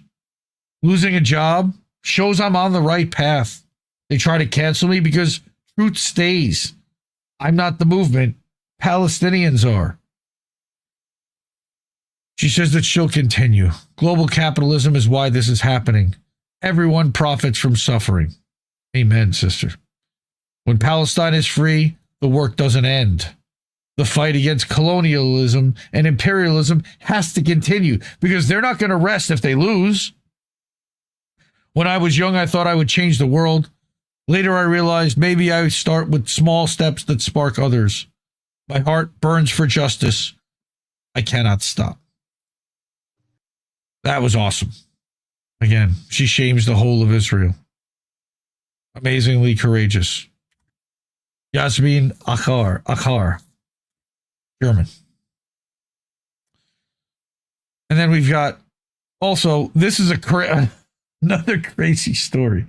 David Cronin, who actually is also on Substack, boasting of transparency. He writes this for the Electronic Intifada and Indie Media Award honoree. One of the top independent outlets. Go follow them at electronicintifada.net. Boasting of transparency, the EU won't say who paid for an Israeli propaganda trip. So David is in the UK. All right. The European Union is refusing to say if Israel has paid for activities undertaken by a prominent official. That would be a problem. Katharina von Schnurbein, the EU's coordinator for combating anti-Semitism, visited Israel in late May for what was essentially a propaganda tour. During it, she dismissed the well-documented evidence that massacres were being carried out in Gaza as rumors about Jews. Really? Exactly who footed the bill for the trip, which involved discussions with Gideon Sa'ar, Israel's foreign minister, has not been disclosed. The EU's executive, the European Commission, has invoked data protection rules to reject the FOIA request made seeking details about the trip's costs and whether Israel covered them. Should be a very basic question: who paid for this trip? The European Commission's secrecy over this matter exposes as laughable a recent claim by one of its spokespersons that it is among the world's most transparent public institutions. As a basic minimum, a transparent body would be upfront about who pays for activities carried out by its employees, wouldn't it? In a lengthy reply to my request, while saying no, the European Commission suggested that von Schnurbein needs to be shielded from scrutiny. Why? The person, even though she is not a high-level official and does not form part of the senior management of the EU, has already been the subject of journalistic articles attacking not only her professional capacities, but also her personal character, the reply stated. Well, when you deny and whitewash genocide, they tend to do that. And of course, it didn't cite any examples of such articles because they don't exist. The reply amounts to willful deception. Von Schnurbein, a Bavarian aristocrat, may not be at the top of Brussels' hierarchy. Nonetheless, she is a representative of the EU and is authorized to speak on its behalf. She belongs to the central administration of the European Commission, answering directly to the Nazi Ursula von der Leyen, the institution's president. The European Commission's insistence on secrecy indicates that it wishes to conceal details about von Schnurbein Schnurrbein's close relationship with Israel and its network of lobbyists. Again, what do you have to hide? If Israel paid for it, that's a problem. If the EU paid for her to go on a propaganda trip, that's also a problem. Revelations about this Israel trip in May have already proven embarrassing. The website EU Observer has published an internal paper showing that von Schnurbein made bizarre allegations during it about her own colleagues who had taken action in support of Palestinians. These included the allegation that a bake sale organized by some Brussels officials to raise funds for a Red Cross Gaza appeal risked causing ambient anti-Semitism. Because yes, when you shed a light on the fact that Israel is murdering Palestinians, people tend to not like Israel as much. Yeah, that happens. The revelations prompted calls by human rights activists and some lawmakers for von Schnurbein to be removed from her post, and she should be.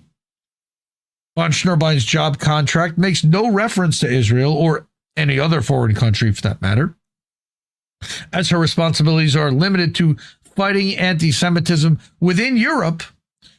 It follows that her work should be financed solely by European governments. Under rules applying to Brussels officials, von Schnurbein is required to only act in the European Union's interests, not on behalf of any external Middle Eastern state. She's obligated to seek permission from the EU's hierarchy before accepting any gifts. Also, remember that the UK and that Great Britain exited the EU, Brexit. So they're not even part of this. The US and Great Britain are not part of this. That would include trips that are paid for by foreign governments or pressure groups. All right. But the German government is certainly very close with the Israeli government now. There are elements within the Swiss government, the ones that arrested Ali Abu Nima, that are Zionist aligned. You've got even parts of Turkey and parts of France. Macron is aligned with Israel, even though he's been critical occasionally. They're all pro-Israel. But they're not allowed. This person should be acting in the best interests of Europe, not Israel. But did they just buy off yet another person who's influential? It's not the first time the EC has withheld basic information about her activities specifically. In a separate FOIA request, he sought details of how many staff have been allocated to her office and what tasks those staff have been assigned. Again, the most transparent agency in Europe should be willing to disclose that. Although the European Commission rejected the request on data protection grounds, I've learned from a well-placed source that von Schnurbein heads a team of 6. That means she has far greater resources than Marion Lalisse, the EU's coordinator against anti-Muslim hatred. Lalisse has no staff aiding her work. So 6 people to help the anti-Semitism one, no staff to help the anti-Muslim one. That fact alone speaks volumes about how skewed the EU's priorities are, especially because there's a massive influx of Muslims that have come in the last decade thanks to all the refugees.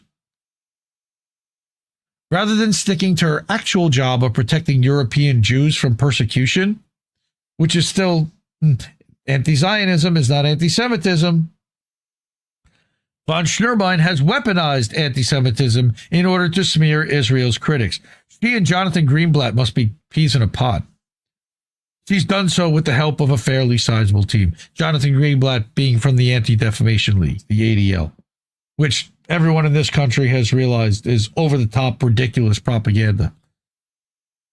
By contrast, the fights against hatred of Muslims and racism more generally have just been given lip service by top politicians in Brussels. Worse, those politicians are encouraging xenophobia by pursuing policies hostile to refugees, like I mentioned. Ursula von der Leyen, lest it be forgotten, gave her complete backing to Israel's genocidal war against Gaza in its initial stages.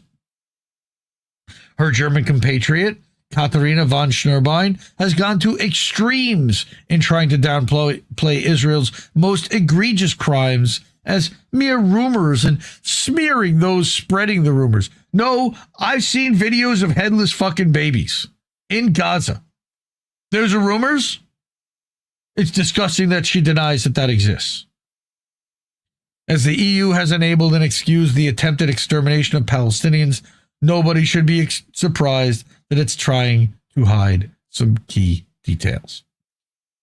So, a little bit of European internal politics, but fuck Israel, because it's not just about controlling the United States and our media and our narrative, but also doing it overseas as well. Not just in England, not just in Australia, but also in the EU. All right. So that's our lengthy fuck Israel segment. Thank you for sticking with me through that. Fuck Israel, like we say every week, because if they didn't do all that, we wouldn't have to report on it, and then we wouldn't have to say that every week. Justice is coming. I really wish that were the case, but and that right soon, I know what that is, and I don't even want to mess around with that right now. Terrible. Support independent media if you can. Again, Electronic Intifada, Indie Media Award honoree. Went to a few of them here. That's our wall of fame. Those are the people that have actually supported INN with some kind of tip. Patreon monthly support, Substack subscription, Stripe tip, Cash App, Ko-fi. Those are the ways to do it. Cash App, $, Indie News Network. By the way, I saw Talking Wombat. You see in top left corner, one of the very first patron supporters hanging out in chat right now on Substack. Thank you so much. Love you. Appreciate you still being around after all this time. Okay, ko-fi.com/Indie News Network. We got paypal.me/Indie News Network. IndieNewsNow.com, where you can watch this show live. You can check out independent news completely free and ad-free. And you can also get merch. We got merch there too. And we can also get over at Substack, IndieMediaToday.com and INNNewsletter.com. We got two different Substacks that I support and publish to. See you next Tuesday. So support independent media. Like I said, we need it more than ever. I'll see you next week. And I love you all, fam. Have a good night. No! We just fucking lost the stream! I guess this isn't such an awful place. Is that what you want me to say?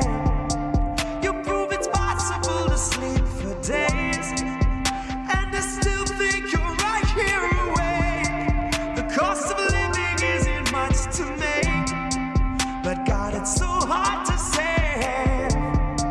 And when they told you everything was safe, were you safe?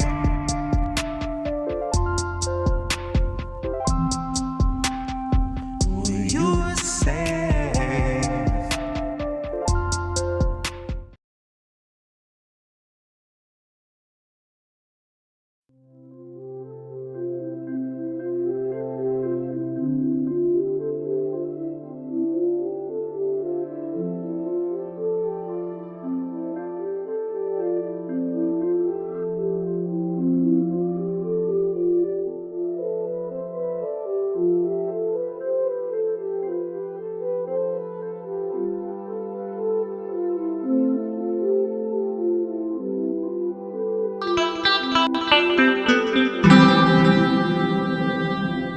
Who are these people? Normally, we warm up before we get into a fuck Israel segment, but this week I got so much, I'm jumping right into it. A lot of you people may know Eleanor Goldfield. She's an independent live streamer, podcaster, journalist, part of the Project Censored, and she and Lee Camp are I think they're married. I know they have a kid together. Pretty sure they're married too. But she wrote an article about international law isn't for the oppressed. And this is specifically about the UN vote on Palestine and the abstention of China and Russia, and basically them allowing for genocide to continue. So Eleanor writes that it was November 29th, 10 days from now, and 78 years ago. I'm not sure if looking at pictures of it remind me of Dr. Strangelove because of the black and white photography in 1940s styling, or because of the immense evil that room was about to unleash. horrors and terrorism that they couldn't possibly have conceived of then. That with their fleeting votes, they would ultimately usher in the world's first live-stream genocide. Not to give them too much credit, as they were flippant enough about the forthcoming Nakba, which, when it came, resulted in almost 750,000 Palestinians being ethnically cleansed from their homelands. Again, that is the picture of the UN General Assembly from November 29th, 1947. Okay? When it didn't stop there, because genociders never stop, they must be stopped. Papers were filed, speeches made, concerns raised, but the horrors continued. At any point in the past 78 years, the UN could have circled back to its initial creation of Israel and taken actual steps to combat it, but it never did.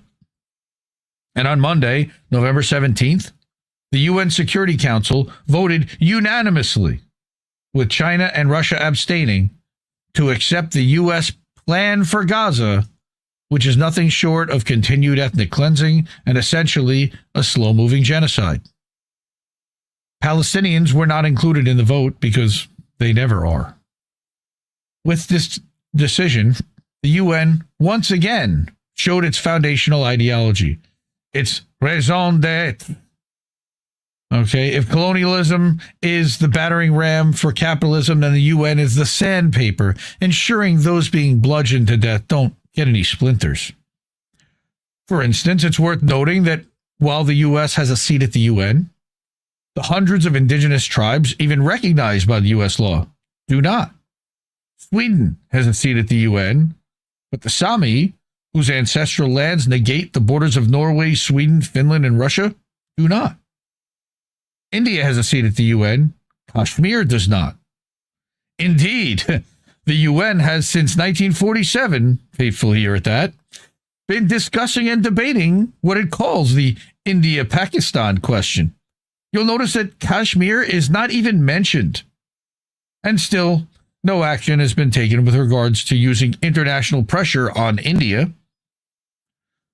The UN is a colonial project built of nation states which ultimately seeks to protect and defend the colonialist structure of the nation state. It created Israel, after all. And while there are, of course, good intentions and righteous people who work within its confines, the problem is, in fact, those confines. It is the global nation-state conglomerate that doesn't just allow for atrocities to take place, but demands it. The creation and upkeep of nation-states must be violent, as it's based on the colonialist framework of othering, bordering, and supremacy, all of which are imposed structures that can only be imposed with violence. The UN was never for the oppressed. It was never going to be an escape hatch for the cyclical violence of nation-state upkeep. It's a part of that violence, even when it attempts to rein it in. It legitimizes that violence by engaging with it as a foregone conclusion of our world, the best we can do, what we've always done. It is therefore also engaged in the violence of abolishing memory, of protecting and uplifting the ways in which we've built and thrived outside of the nation-state paradigm. When it comes to justice and liberation, at best, the UN is useless. At worst, it whitewashes and excuses the true nature and intentions of the colonialist and imperialist network it serves. Man, that is a powerful statement right there. Again, that's not to say that the UN doesn't do good work. It's the charity event in the capitalist framework. Charity events and organizations also have a very clear and positive effect on the people who are deemed worthy enough to receive it. But the framework that charity hides is grotesque, and their cover-up is likewise so. In short, the UN, as part of the architecture of our oppression, will likewise be part of the ashes of the empire if and when we rise from them. And the fire's already burning. As we stare down climate chaos and the continued destabilization of the global nation-state conglomerate, because it's been replaced by the corporate oligarchy state, we will see more and more that the imperial core will dig deeper and deeper to its roots, for it knows only one way to solve problems, and that's through more violence and more oppression. It's therefore vital that we do more than fight, leaning back on our heels. Right? Our goal must be to abolish the entire architecture of this global oppression. This requires understanding of distinct but parallel histories, of so-called modernity, of heritage buried beneath the rubble, and lots of imagination. It requires the solidarity of the shaken, where we, with broken hearts and maddened minds, confront an unacceptable reality and every day, in small fractured ways, make worlds. We're not alone in this. We have lessons from many people in many places at many times, but we must dig to find them, to find each other, and to never look to those aiding our oppressors for liberation. Some people might even say that would, it's funny. Topher says something about you're really close.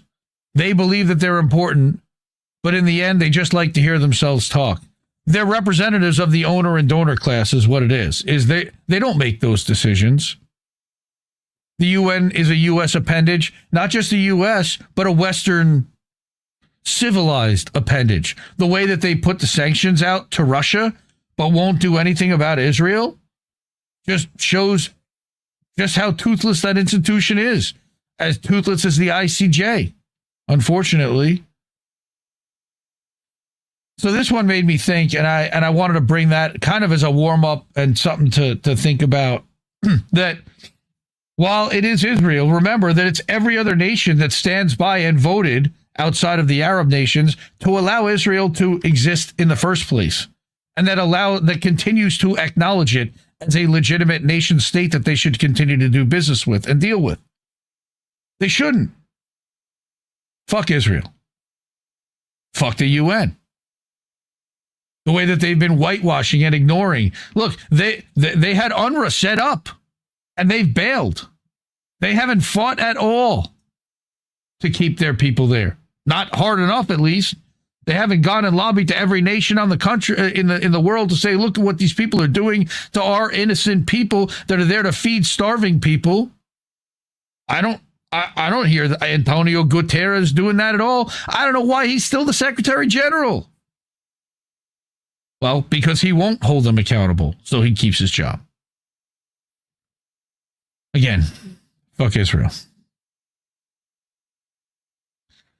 I've talked about this guy before.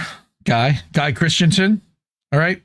This is an interesting video that he made, and a short one, detailing that he was a senior in high school when Israel began this genocide. He's now been kicked out of college. Ohio State University. We covered that he was expelled for protesting against the genocide and camping out. He did nothing wrong. He committed no crime. I was just a senior in high school, 17 years old, when Israel launched their genocide against the Palestinian people. And I knew I had to speak up. That's what I did. And years later, I'm 19, about to turn 20. We've reached hundreds of millions of people with our message of peace and humanity. This year we raised over $500,000 to feed people in Gaza directly on the ground, something we're still doing now. And it feels like I've come almost full circle, because at the end of this month, I'm honored to have the opportunity to speak to high school students about how they can use social media to elevate their voices and make change in this world. And we need more people doing this. We need more activists. We need more people on the ground, more people using their voices online. It's so important. And I mean, to me, I'm just blessed. I'm just very blessed. I don't have to be in Gaza under Israeli occupation, under the boot, under bombs, under starvation. I don't have to be in a prison here in the United States detained for my legal status. I don't have to be in Sudan, who's undergoing another genocide. I'm honored to be blessed to be supported by you guys, to be elevated in the position that you guys put me in, and I'm thankful for it. And I mean, if you want to come see me at the end of this month at the Palestine Convention, you can check out them at palestineconvention.org. It would be nice to meet you guys. Anyways, thank you, and free Palestine. I think that was earlier this month, and that was in LA. He went and did that. He actually just did a video today on his Instagram about Palestine Cola and about two Palestinian guys that are trying to basically, create a BDS version and send the proceeds and the profits to support Palestinian people. Yeah, I agree. He's even more cool than when I was his age, for sure. He's certainly aware of what the hell's going on and setting himself up to be some kind of a leader. And he's, he can articulate beautifully and really summarize stuff. And again, he connects with people very well. Guy Christensen, your favorite guy, I believe, on Twitter. And if you look him up, you'll find him all over the place. He's on Facebook. Amazingly enough, they tried to kick him off, but he's been reinstated. Vedmore is in Johnny Vedmore, D to T. Yes, it is Johnny Vedmore. We're going to talk about Johnny Vedmore in a little bit. But we're still on our Fuck Israel segment, so we're going to continue that. This one's going to kind of upset some people, and it even upset me, but I have not really seen an article talking about the embarrassment of the Jewish community because of what Israel is perpetrating. And while this is from somebody who is with, if not now, Boston, I believe is the organization she represents, and some of the things she says I completely disagree with. I, again, wanted to bring this because she articulates some of the things about dealing with family that I've personally had to deal with, and it really hit me. So she writes this article. It says, 2 years after October 7th, where is our movement headed? This is Alyssa Rubin.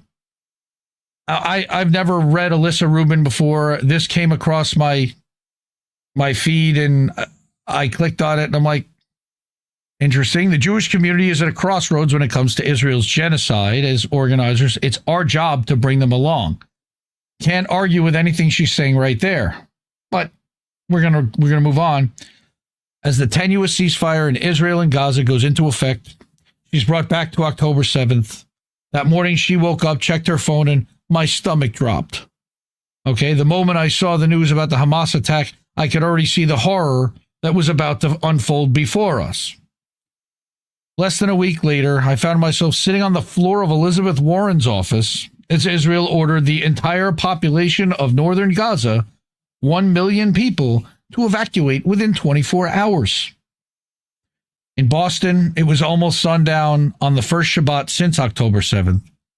We sat there singing songs about peace that we learned in Hebrew school, sharing stories of grandparents who survived the Holocaust, and crying out for our progressive Massachusetts senator to use her power to push for a ceasefire. Yeah, good luck with that. As we sat there, I felt my phone vibrate in my pocket. It was my grandpa, calling to wish me a Shabbat Shalom, as he does every Friday. I silenced the call.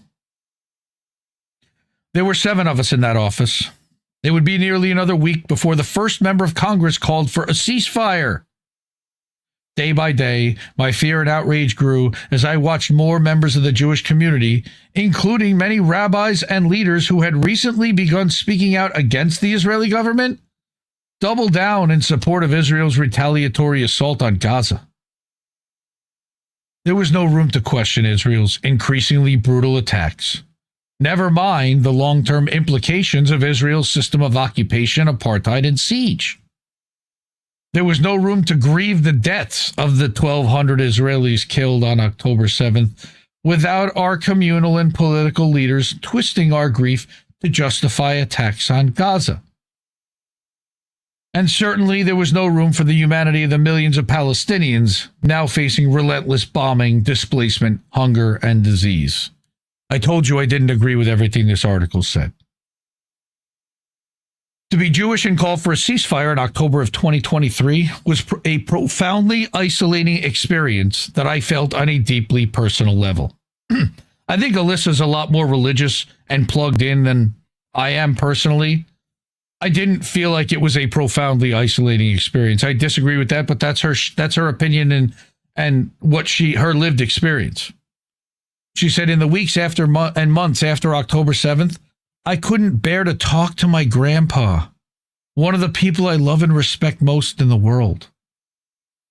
I couldn't endure hearing Yoav Gallant's threats to annihilate all of Gaza echoed in my grandpa's voice, the voice that sang to me as a baby and led Kiddush at Shabbat dinner every week. The voice that cried out to save my brother from walking into a busy street as a small child. I've never been able to square my grandpa's unconditional love for my brother and me with the violent ideology he supports when it comes to Palestine. This is a real thing that people in the Jewish community are dealing with. Last month, I opened my phone, and this time I saw my rabbi being arrested in Senator John Thune's office alongside dozens of other rabbis calling for food aid to be let into Gaza. I had to check twice to make sure what I was seeing was real. 2 years ago, the majority of the coalition of voices speaking out today against the Israeli government's genocidal actions was defending those very actions. What we're seeing now is an unprecedented communal shift.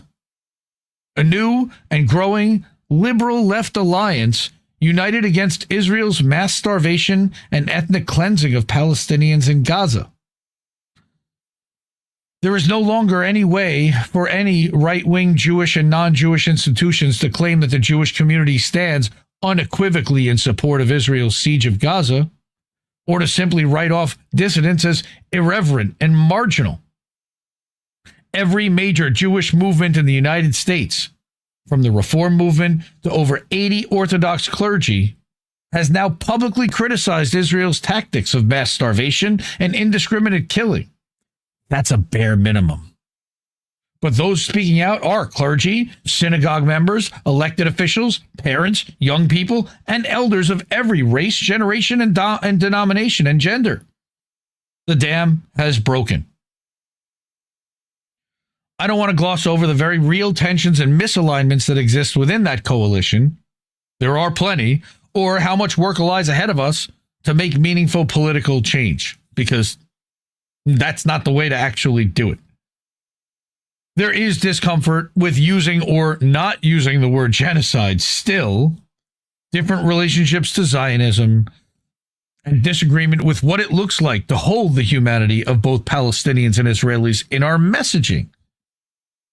Oh my God. Again, that's liberal nonsense. That's just kowtowing and catering to the liberal bullshit brunch crowd. But holding the humanity of both Palestinians and Israelis means that they both have the right to exist, to live, and to live equally, with equal rights. It's not hard. But the fact that these are the conversations that we're even having reflects an undeniable shift in the center of power of the Jewish community. And I think that that is absolutely a fact. All right? Because it has shifted the narrative. It's even so slightly, but the narrative was get them and, spewing the hasbara of the nonsense. I don't even want to repeat the lies that were perpetrated and still are by the Barry Weisses and plenty. But a lot of people are actually realizing, oh shit, the IDF actually did call for the Hannibal Directive. You mean the Apache helicopters are the ones that actually took out the cars? You mean they actually did pull the people off the wall the morning of October 7th? And that they actually were warned in advance and yeah, all of that. And now all of a sudden you're starting to see the questions asked, and it's way too late. Honestly, I agree. But it's important to acknowledge that a shift in American Jews towards Israel is important, because without American Jewish support, that's why they're going after the Charlie Kirks and the Christian Zionists, because they're losing us. And now they're losing the Christian Zionists too. The Candace Owens, as much as I can't stand her, she's figuring it out. This shift didn't happen because people just woke up one day and decided to act differently. It happened because we, as just one part of the broader movement for Palestinian freedom, have created the conditions for people to move.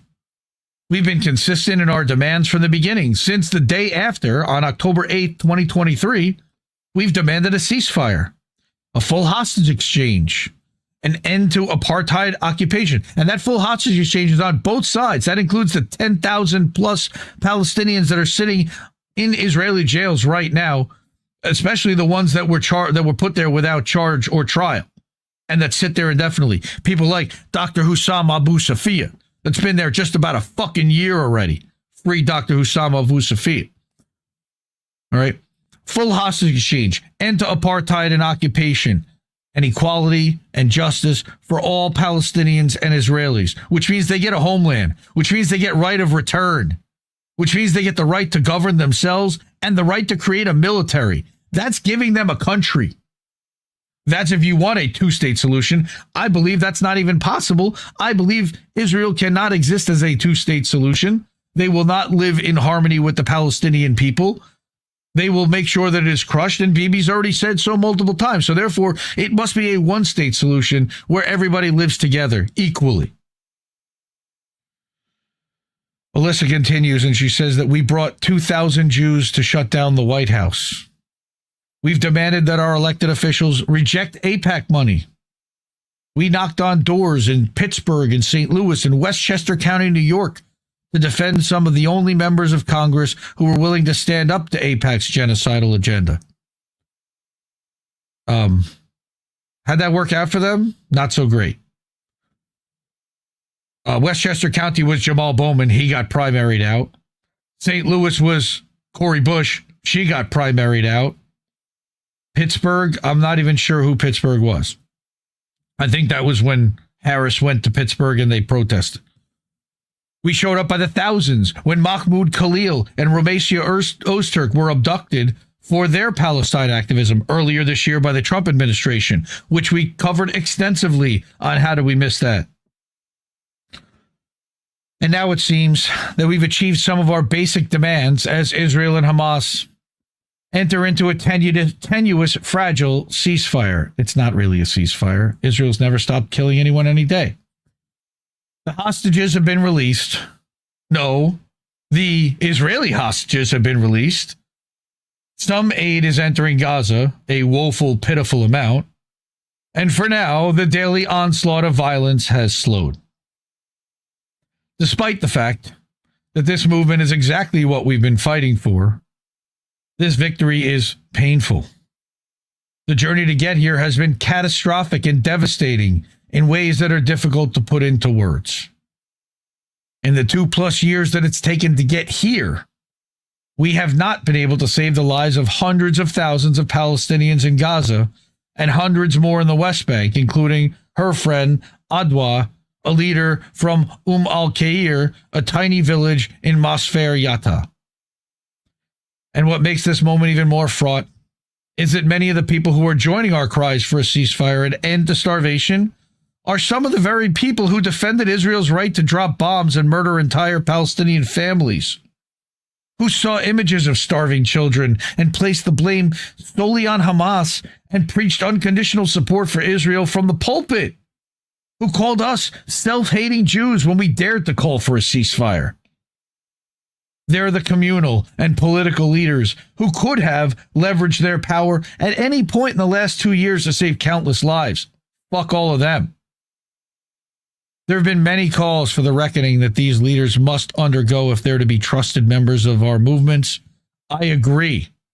No, they're just not to be trusted members of our movements anymore, and we need new leaders, and leaders who won't capitulate and even consider working with people like that anymore. Our people have serious work to do. And I want to talk about the work that we need to do as organizers if we're serious about achieving our goals, because the stakes are unbelievably high. This victory is a significant one, but we have a long, long fight ahead of us. There has been no victory. What you're talking about is a victory in rhetoric where you've moved the goalpost like slightly. People are still getting killed. Israel is still being held without impunity, taking over Syria, taking over Lebanon. All these other things are still going on. You haven't stopped any of it, but you're somehow patting yourself on the back. That bothers me. Right now, we have a critical window of opportunity to translate this massive wave of energy into real political change. It's not a straight shot. Yeah, you could say that for sure. And it's not a guarantee, 100%. But we are closer than we have ever been before to winning an arms embargo. The only real meaningful course of action to end Israel's system of apartheid and occupation and ensure lasting peace. We talked about that story about Rafi UK that got shut down because it was exposed as an intel front a couple of weeks ago. Declassified did a great story about that. For the first time, there's a legislative vehicle in Congress, the Block the Bombs Act, which is H.R. 3565. Of course, that's going to expire in about 4 weeks and be meaningless. But that had an unprecedented coalition of co-sponsors, including the entire Congressional Progressive Caucus. Bet you didn't know that. Of course, it costs them nothing to do that right now because they know that it won't pass, so they can say that they're for it while knowing it won't pass. Several Jewish representatives. That actually is a risk to them, to their donors, and some representatives who were once backed by AIPAC. 6 in 10 voters oppose the U.S. sending more arms to Israel, yet we're doing it anyway. And the Jewish community is openly grappling with existential questions about our community's historically uncritical support for Israel. Again, conflating Judaism and Israel, by the way, quite a bit here, I notice, and Zionism and it's, again, these are mental gymnastics that people like are going to have to get through. But she's almost there, like Topher said. We have between now and the 2028 presidential election, oh God, to cement support for an arms embargo as the mainstream position in both the Democratic Party and in the U.S. Jewish community. Apparently, she doesn't acknowledge that donors exist and where they support. The former is going to take a strong, multifaceted coalition that can go up against weapons manufacturers, AIPAC, the fossil fuel industry, and the entire military-industrial complex. We have a role to play in that coalition. The role is to be patted on the head and ignored and dismissed. The latter is our responsibility.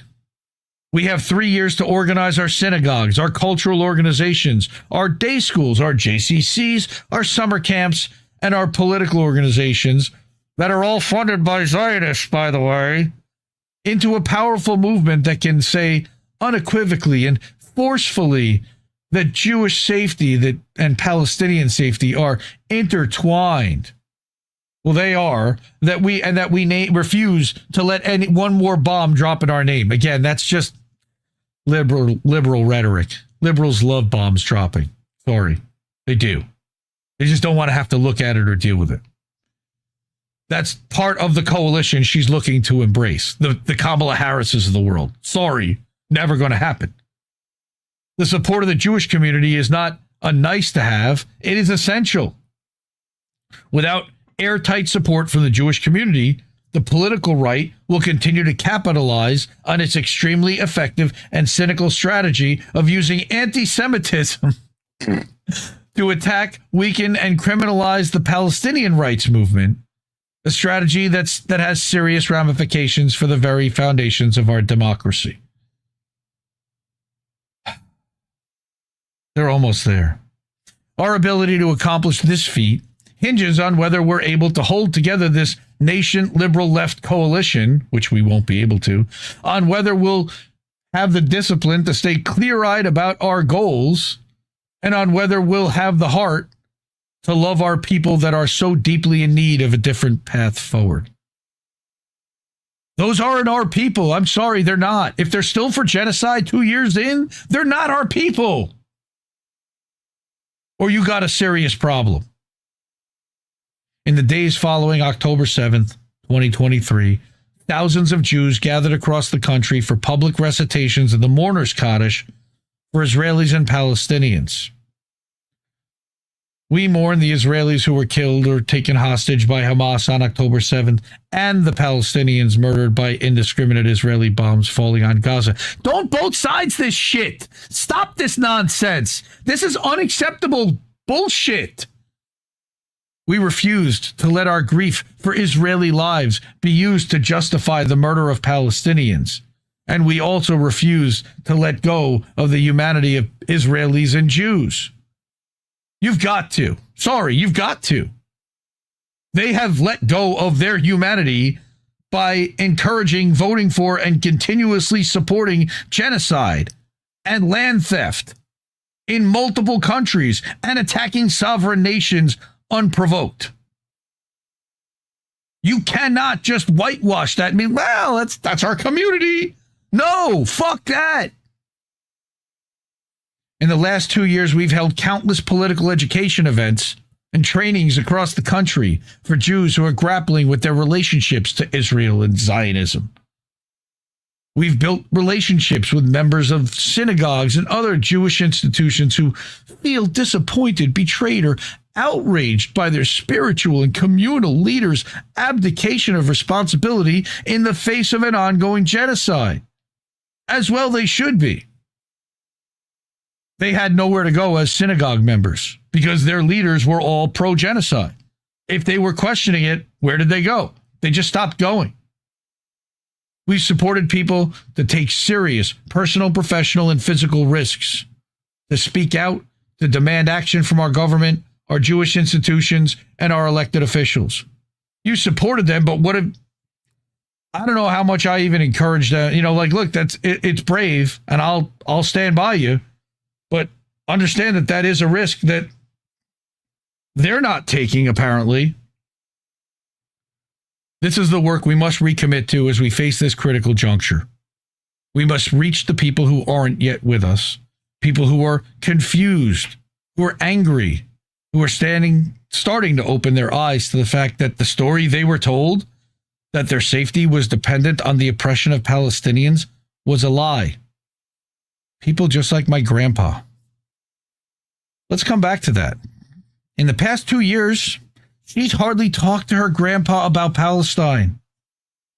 At 93 years old, as a child of poor Eastern European immigrants who grew up in the shadow of the Holocaust and the creation of the State of Israel, I thought he was a lost cause.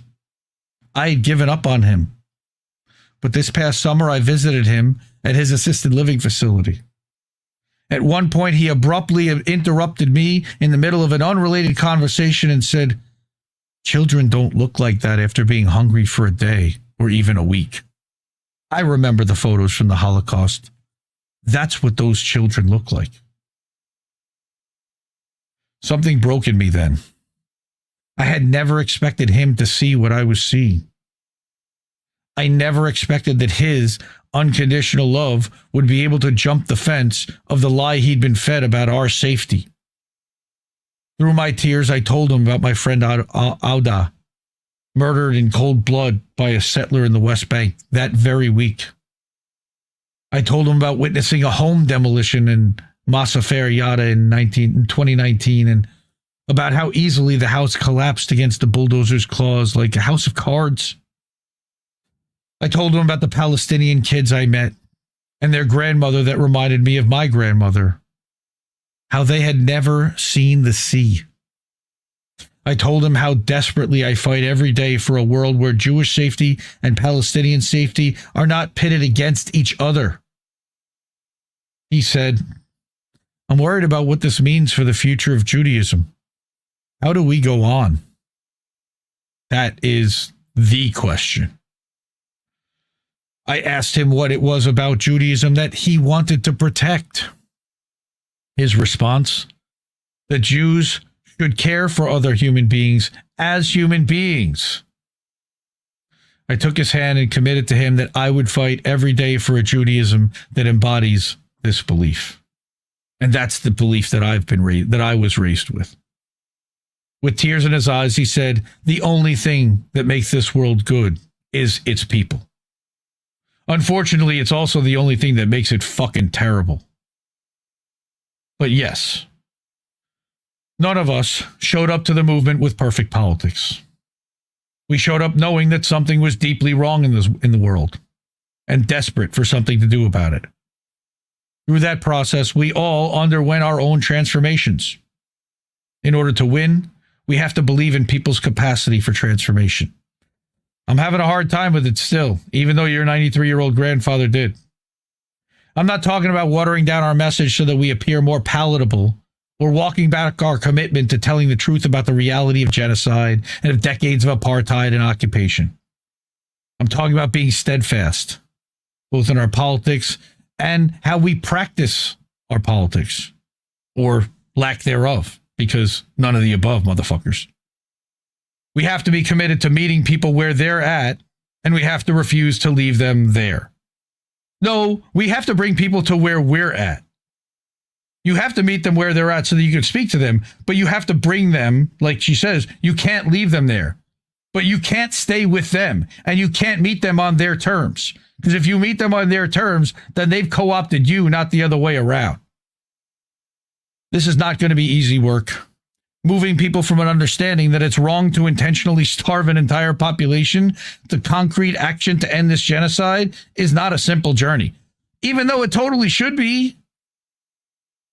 This is work that involves building real relationships, asking questions, digging deeper, and the gently but firmly pressing people to entertain the possibility that Jews will only ever achieve true safety if Palestinians are also safe and free. Seems obvious to me. It's going to involve asking people to face their fears and push through to the other side. And stop listening to the fear-mongering douchebags that are profiting from this. It's going to involve holding people in their shame and despair when they realize the full extent of the catastrophe that our community and our country has enabled for not just the past 2 years, but the past 77. It's going to require looking at our own messy politics, the places where we still have more to learn and unlearn as we accompany others on their journeys. It sounds like she's still got a lot more to unlearn, though she's been there. She's actually made the attempt to sit down in Gaza and the West, or in the West Bank, and learn directly from the people who live it. We have the tools to do this work. Over the last decade, community-based Jewish organizing groups, including her organizing home, if not now, have been running training programs that have been transformational for thousands of people. As a participant and facilitator in these programs, she's seen it happen. She's watched people of all ages have told each other, as they've told each other, stories of their ancestors' fights for survival, of their experience of indoctrination in Jewish institutions, of the movements of rupture in their families and communities. I've cried alongside new friends and comrades as we grieve the way that our people's trauma has been used to justify the oppression, subjugation, and genocide of Palestinians. I've sat with people as they started to see, with fresh eyes, the reality of almost 80 years of apartheid and occupation.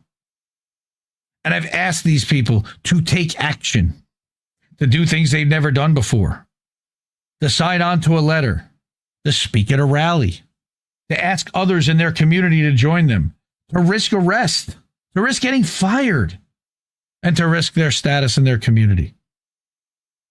Organizing at its core is about transformation. It is the job of organizers to help people see the world in a new way and realize their own power. And when that personal transformation happens on a collective level, we unleash the power to transform society. This is as much a spiritual project as it is a political one. I think that's a little holdy-handy, hopey-changey kumbaya. But again, remember, she's still pretty liberal. She says we're up against forces who are looking to exploit every opportunity they can find to fracture this movement, and we don't need to give them any more opportunities to do so. We owe it to ourselves and the movement we're building, to the growing movement of Israelis who are taking immense risk to resist their government's tyrannical policies, though there aren't nearly enough of them, to the precious souls who've been murdered by the Israeli apartheid regime. And most importantly, to the Palestinians who continue to resist the daily horrors of the genocide, to do everything we possibly can to help to build the movement that we need to win, whatever winning is. And again, I think defining a win even is something that we would all have to argue over. I feel like this is doing mental gymnastics to justify some stuff, but I specifically wanted to talk about the thing with the grandfather, and because it's very personal to me too. I struggle with it I have a father, I've been pretty open, who's a Zionist. And he and I are still very close, and we go back and forth and back and forth. And I won't stop trying to change his mind and trying to scream at him about how wrong this all is. Because this is the guy who put the values in me to know that this was wrong. So how can he not see it? And I'm not going to stop trying to convince him. And usually what he ends up doing is throwing his hands up and saying, I don't want to discuss this anymore, because he doesn't have an answer. He doesn't have a response. He doesn't have any kind of justification other than to say, I want to, like it's that childish, and then all the Hasbara, the narrative, but he doesn't even bother with the October, he does try to reference October 7th. And I keep reminding him, it's not about October 7th. Okay. It's about so much more than that. And it's about holding these people in humanity. Why do you think they would even want to rebel or have a prison break on October 7th? And let's call it the prison break that it actually is, and not call it the worst terrorist attack in the history of the country, or whatever you want to call it, where they allowed it to happen, where they called in the Hannibal Directive, where Israel murdered its own citizens to do that. All right? And to not even acknowledge it is gross. So I continue to fight daily. And whenever we see each other, we have pleasant conversations, but it will inevitably at some point come down to corruption, control of narrative, and Israel-Palestine, and the way that Israel is trying to own all of the media entities like Paramount and Skydance, buying now TikTok, and now making a bid for Warner Brothers Discovery. Again, that would give them the power to control a narrative across a massive amount of platforms that have tens of millions of viewers. It's something that I'm grappling with, and I'm not going to cut off my family. Although a lot of people have cut off family members that can't see it and that don't even want to discuss it. I refuse to do it, and I will keep trying to make that happen. And I don't want to deprive my kids, their grandparents, for example. And there are those kinds of considerations. So fuck Israel for all of that, and for even having that level of mental gymnastics so that you have to kind of bridge a gap between people who are advocating for genocide, who are in your family, and you who knows that genocide is wrong and is completely against that, but don't want to completely cancel out your family. How do you manage to live alongside that? It's incredibly difficult and frustrating, and in some cases heartbreaking, because the disappointment in people that you thought believed a certain thing that doesn't exist, that is a hard reality to deal with. But I still have more in fuck Israel, by the way. Jonathan Cook, this is a long one, so I'm just going to show you the headline, and I'm going to graze over it quickly, because again, this is very long. This is another one. Trump is turning Gaza into a brutal colonial protection racket. Going back to Eleanor's article about the Gaza peace plan that was signed off on by the UN unanimously with the abstentions of China and Russia. Cook says, and Cook, by the way, is an Indie Media Award honoree from First Class 2022. Trump is turning Gaza into a brutal colonial protection racket. Trump's peace plan will never be meaningfully realized and was never intended to be. It's simply a way of prolonging Gaza's living hell. All right. And he talks about how, the president will be able to dictate the fate of Gaza's people with a simple gesture. Whatever he decides, whether the thumb up turns up or down, it will be called peace, like a Roman emperor. Reminds me of the scene in Gladiator with Joaquin Phoenix with the thumbs up. I think it's thumbs up. Trump's most likely sidekick in this depraved charade will be Tony Blair, the former British Prime Minister. Now, remember, Jonathan is British, so he's coming from a British perspective. Tony won his war crime spurs more than 20 years ago when he joined one of Trump's predecessors, George W. Bush, in launching an illegal invasion of Iraq and a subsequent catastrophic occupation that left that country in ruins too. Satire cannot do justice to this movement. All right. They're talking about how this is a joint U.S.-Israeli occupation, and part of it is in disarming Hamas. Last year, the ICJ ruled that Israel must end its occupation and pull out of all Palestinian territories as rapidly as possible, including Gaza. We can see that they have done the exact opposite and have taken more than 50% of the country, making the territory, making it a yellow zone that any Palestinian that enters will be shot on sight.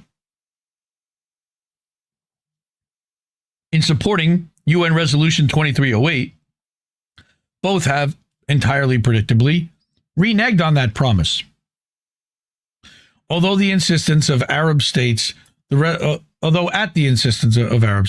resolution makes a vague nod to a possible pathway to statehood, the Board of Peace, that is the U.S. and Israel, gets to decide when or if that actually happens. The worst part is that a precondition is that Mahmoud Abbas's supine Palestinian Authority submits to an undefined reform program. What has that got to do with Gaza? The Palestinian Authority already serves as Israel's reliable security subcontractor in the occupied West Bank, having turned itself into a modern-day Vichy regime. And again, there's a lot more there, talking about the ties to criminal gangs and how Israel has been supporting the criminal gangs in order to loot the aid, and then claim that it is Palestinians that are doing it, not Israeli-supported Palestinians, but Palestinians doing it to themselves so that then they can justify blocking more aid. Okay? Then you again have the behind-the-curtain section, all right, where hand-picked members of the media were given a peek behind the curtain to see who'll be running Gaza. We knew that 18 months ago. We covered the Gaza 2035 plan, that it was going to be a coalition. All right. But now we have actual names. All right. New Civil Military Coordination Center is filled with Israeli, U.S., and European military officials, Arab intelligence agents, diplomats, and aid workers. There was, the paper noted, no one representing Palestinian interests, because there never is. The same building was used earlier to house the Gaza Humanitarian Foundation. Reminder, the U.S. and Israeli-backed mercenary group that pretended to be an aid agency until it was wound up last month when they first announced a ceasefire.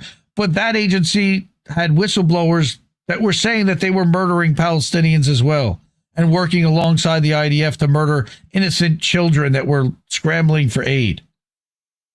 But again, we have a name. The new center is led by Arya Lightstone, who served in Trump's first term under the then U.S. ambassador to Israel, David Friedman, an outspoken pro-Israel zealot whose main mission was to get the U.S. embassy moved, in violation of international law, to the Israeli-occupied city of Jerusalem. They did that. Lightstone is likely to emerge as the new Paul Bremer, a hugely unqualified U.S.-appointed governor of Iraq following the illegal 2003 invasion.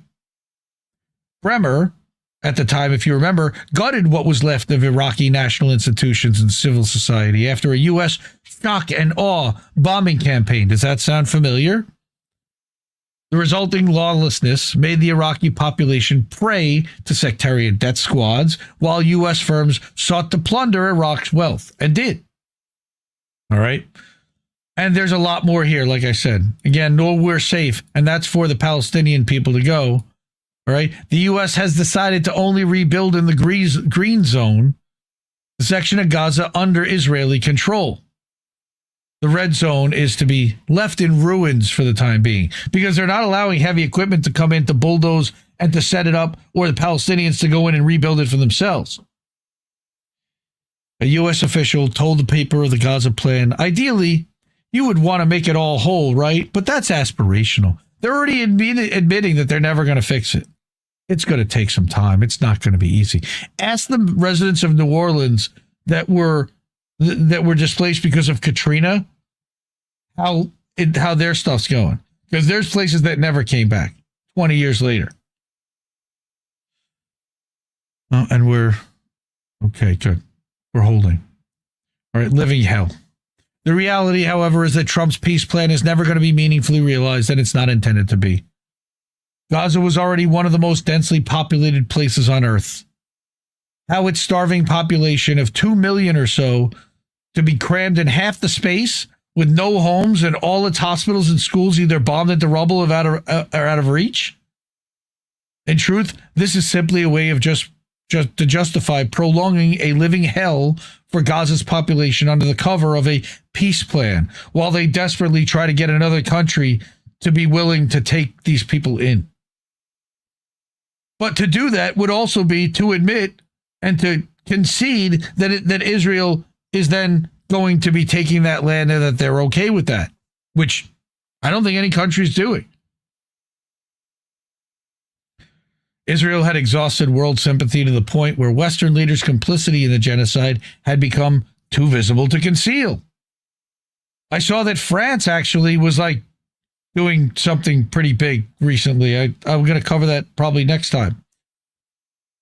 Now, rather than having military officials on air spouting self-evident lies about only targeting Hamas fighters, we'll have U.S. officials explaining, with the help of far more savvy public relations teams, how they're struggling under insuperable odds to improve the situation of Palestinians. Anyone refused entry into the green zone will be presented as Hamas or an ally of Hamas. Families in the red zone killed with U.S. supplied bombs will be terrorists by definition. The new barbarians at the gate. It's all propaganda. The Western media will finally be placated as its genocide-complicit correspondents are ushered into Gaza, but only into the green zone. There, they'll be guided around model safe communities where they can busy themselves airing footage of afflicted Palestinians fleeing Hamas and offered respite in new settler areas, this green zone. Meanwhile, the vast majority of Palestinians will struggle to survive the winter without shelter and significant aid, with no hospitals and no schools for their children, all while being indiscriminately bombed by Israel. This is the only peace, quote unquote, that Trump is offering. And again, fuck Israel, fuck Trump, fuck Tony Blair in the UK, and everyone who's going along with this. Shout out to Jonathan K. Cook. I also wanted to make mention about Miss Rachel. I brought this stand-up comedian.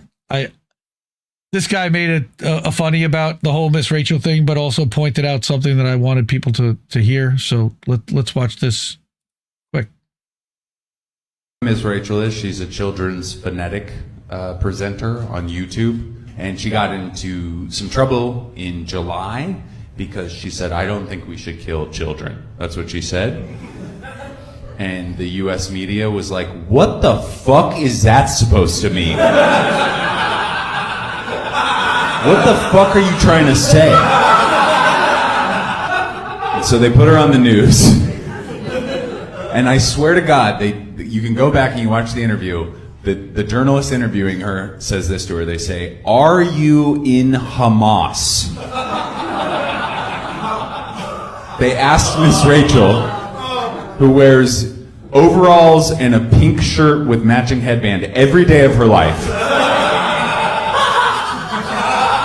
They said, "Are you in Hamas?" And I really like to think about that. I like to think about Miss Rachel getting into Hamas. I like to track that. I like to do the forensics on that. She's probably worth $500 million. Lives in New York, has only worked in speech therapy for children, and then now she's a YouTube presenter, brand deals across the globe. Did they DM her? Is that what they did? They DM'd her? She went to hidden messages, she opened that up, she said, "Oh shit, it's Hamas." They said, "We're big fans, we really love what you do. Have you thought about Islamic resistance at all?" she said, you know what, I have always been interested in Sharia law. I have. The funny thing is what I like about Miss Rachel is she's uncancelable because the kids like her too much. And if you have kids, you know that if there's something that will occupy your children, poor use of words in this joke, but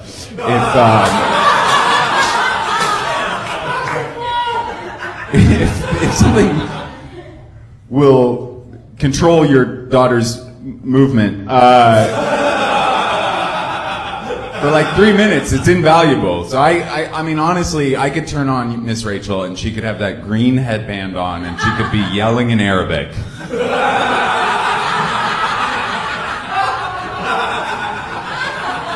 And I'd be like, let her watch for a little bit, just let her watch for a couple minutes, you know.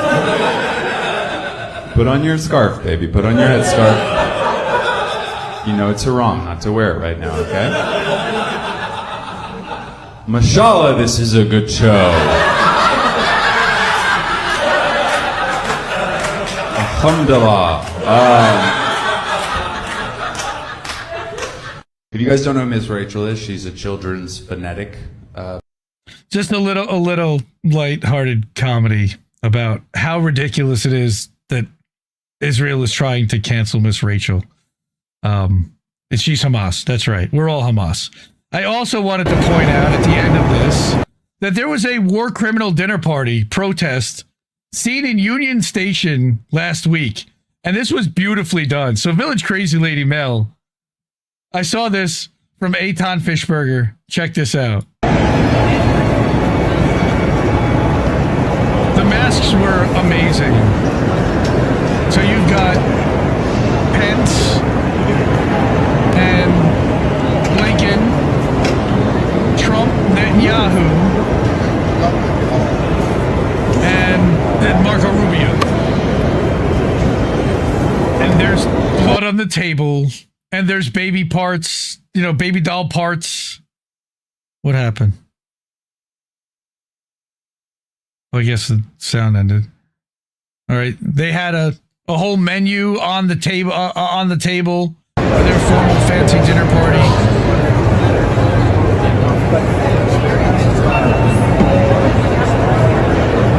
All right, this is them getting in trouble for setting it off.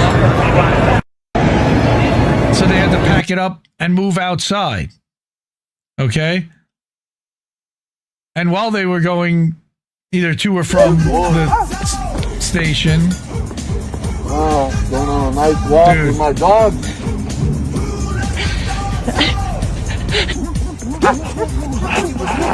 Well, that was Joe Biden, not Mike Pence, sorry. Yeah, be a good boy for Didi. Come on. I mean, that's amazing.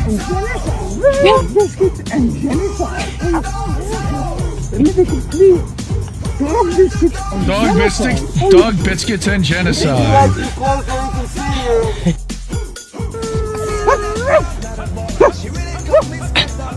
Good boys, good boys. Who's BB's best lab dog? I don't know, I think they all qualified pretty well. But I would say it's Donnie. Because he's also subservient to Miriam Anderson. What a funny joke. So this was them walking to Union Station to the dinner party. For almost 2 years. Yeah. Yeah, you gave me everything I wanted. No pushback whatsoever. BB's lapdogs. There they are. The best of the best. I'm the best at serving the master. And of course, lapdogs need dog tags, which is why they're all wearing dog tags. Good boys. Amazing. But that wasn't enough because they also went outside after they got kicked out. Good boy. Good boy. Loyal lapdog. Thank you. You said yes to everything we asked.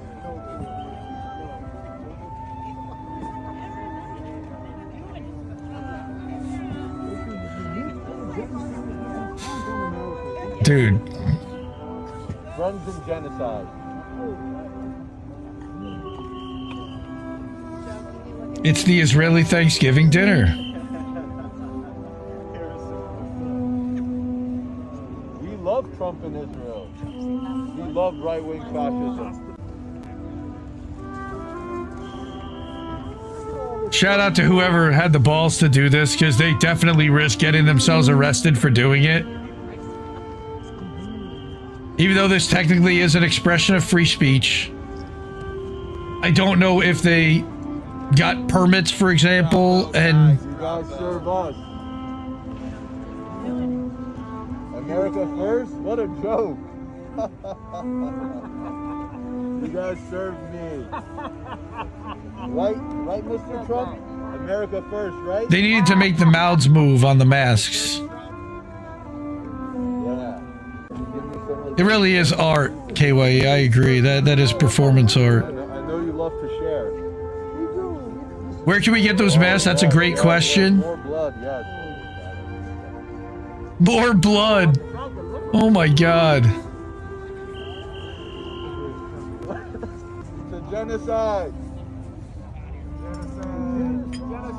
Genocide started in 2023. How different is that from the state dinner where Mohammed bin Salman was there? Did they toast to genocide too? New genocide in 2026.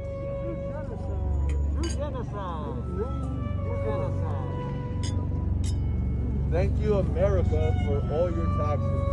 We love Woo! Fuck Israel. So, just a little funnies and a little bit of, I wouldn't even say poking fun at. I mean, it's a sad state of affairs that this is actually more close to what reality is than anything. But like I said, fuck Israel. So, wow, damn, that was a long fuck Israel segment. I have a ton of stuff still to cover. So I hope you're buckled up, because we're going to be here a while. If you're able to, it means certainly YouTube doesn't like when we post stuff like that. So support independent media and support the media you want to see. The people on that board have already done so. That's our wall of fame. The ways to do that are by Cash App, $, Indie News Network. There's no fees there. Ko-fi.com/Indie News Network. Then we got paypal.me/Indie News Network. We're live over at IndieNewsNow.com. That's the name of the show, but it's also a website where you can get news and watch all of INN's shows live. There's also links to merch and support with Stripe there and learn more about the shows on the network. And then there's the Substacks, INN Newsletter, and IndieMediaToday.com, where we're live right now. I know they don't like when I talk about Israel, so we're done talking about Israel, all right? There are so many good independent articles and outlets out there. It disappoints me and makes me crazy that there are so many podcasters, live streamers, and outlets that choose to not amplify amazing work like we just did.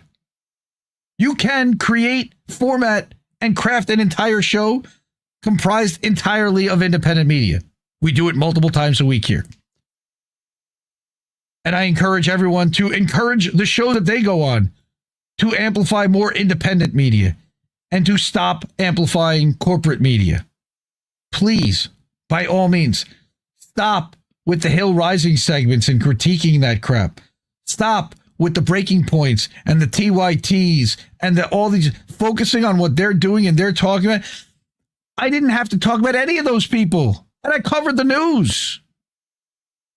Keep that in mind when you watch those shows that laugh at what these corporate idiots are doing. It's not funny, and it's not helping anyone.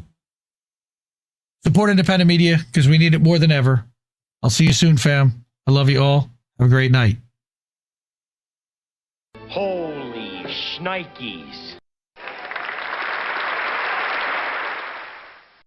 No! We just fucking lost the stream! I guess this isn't such an awful place. Is that what you want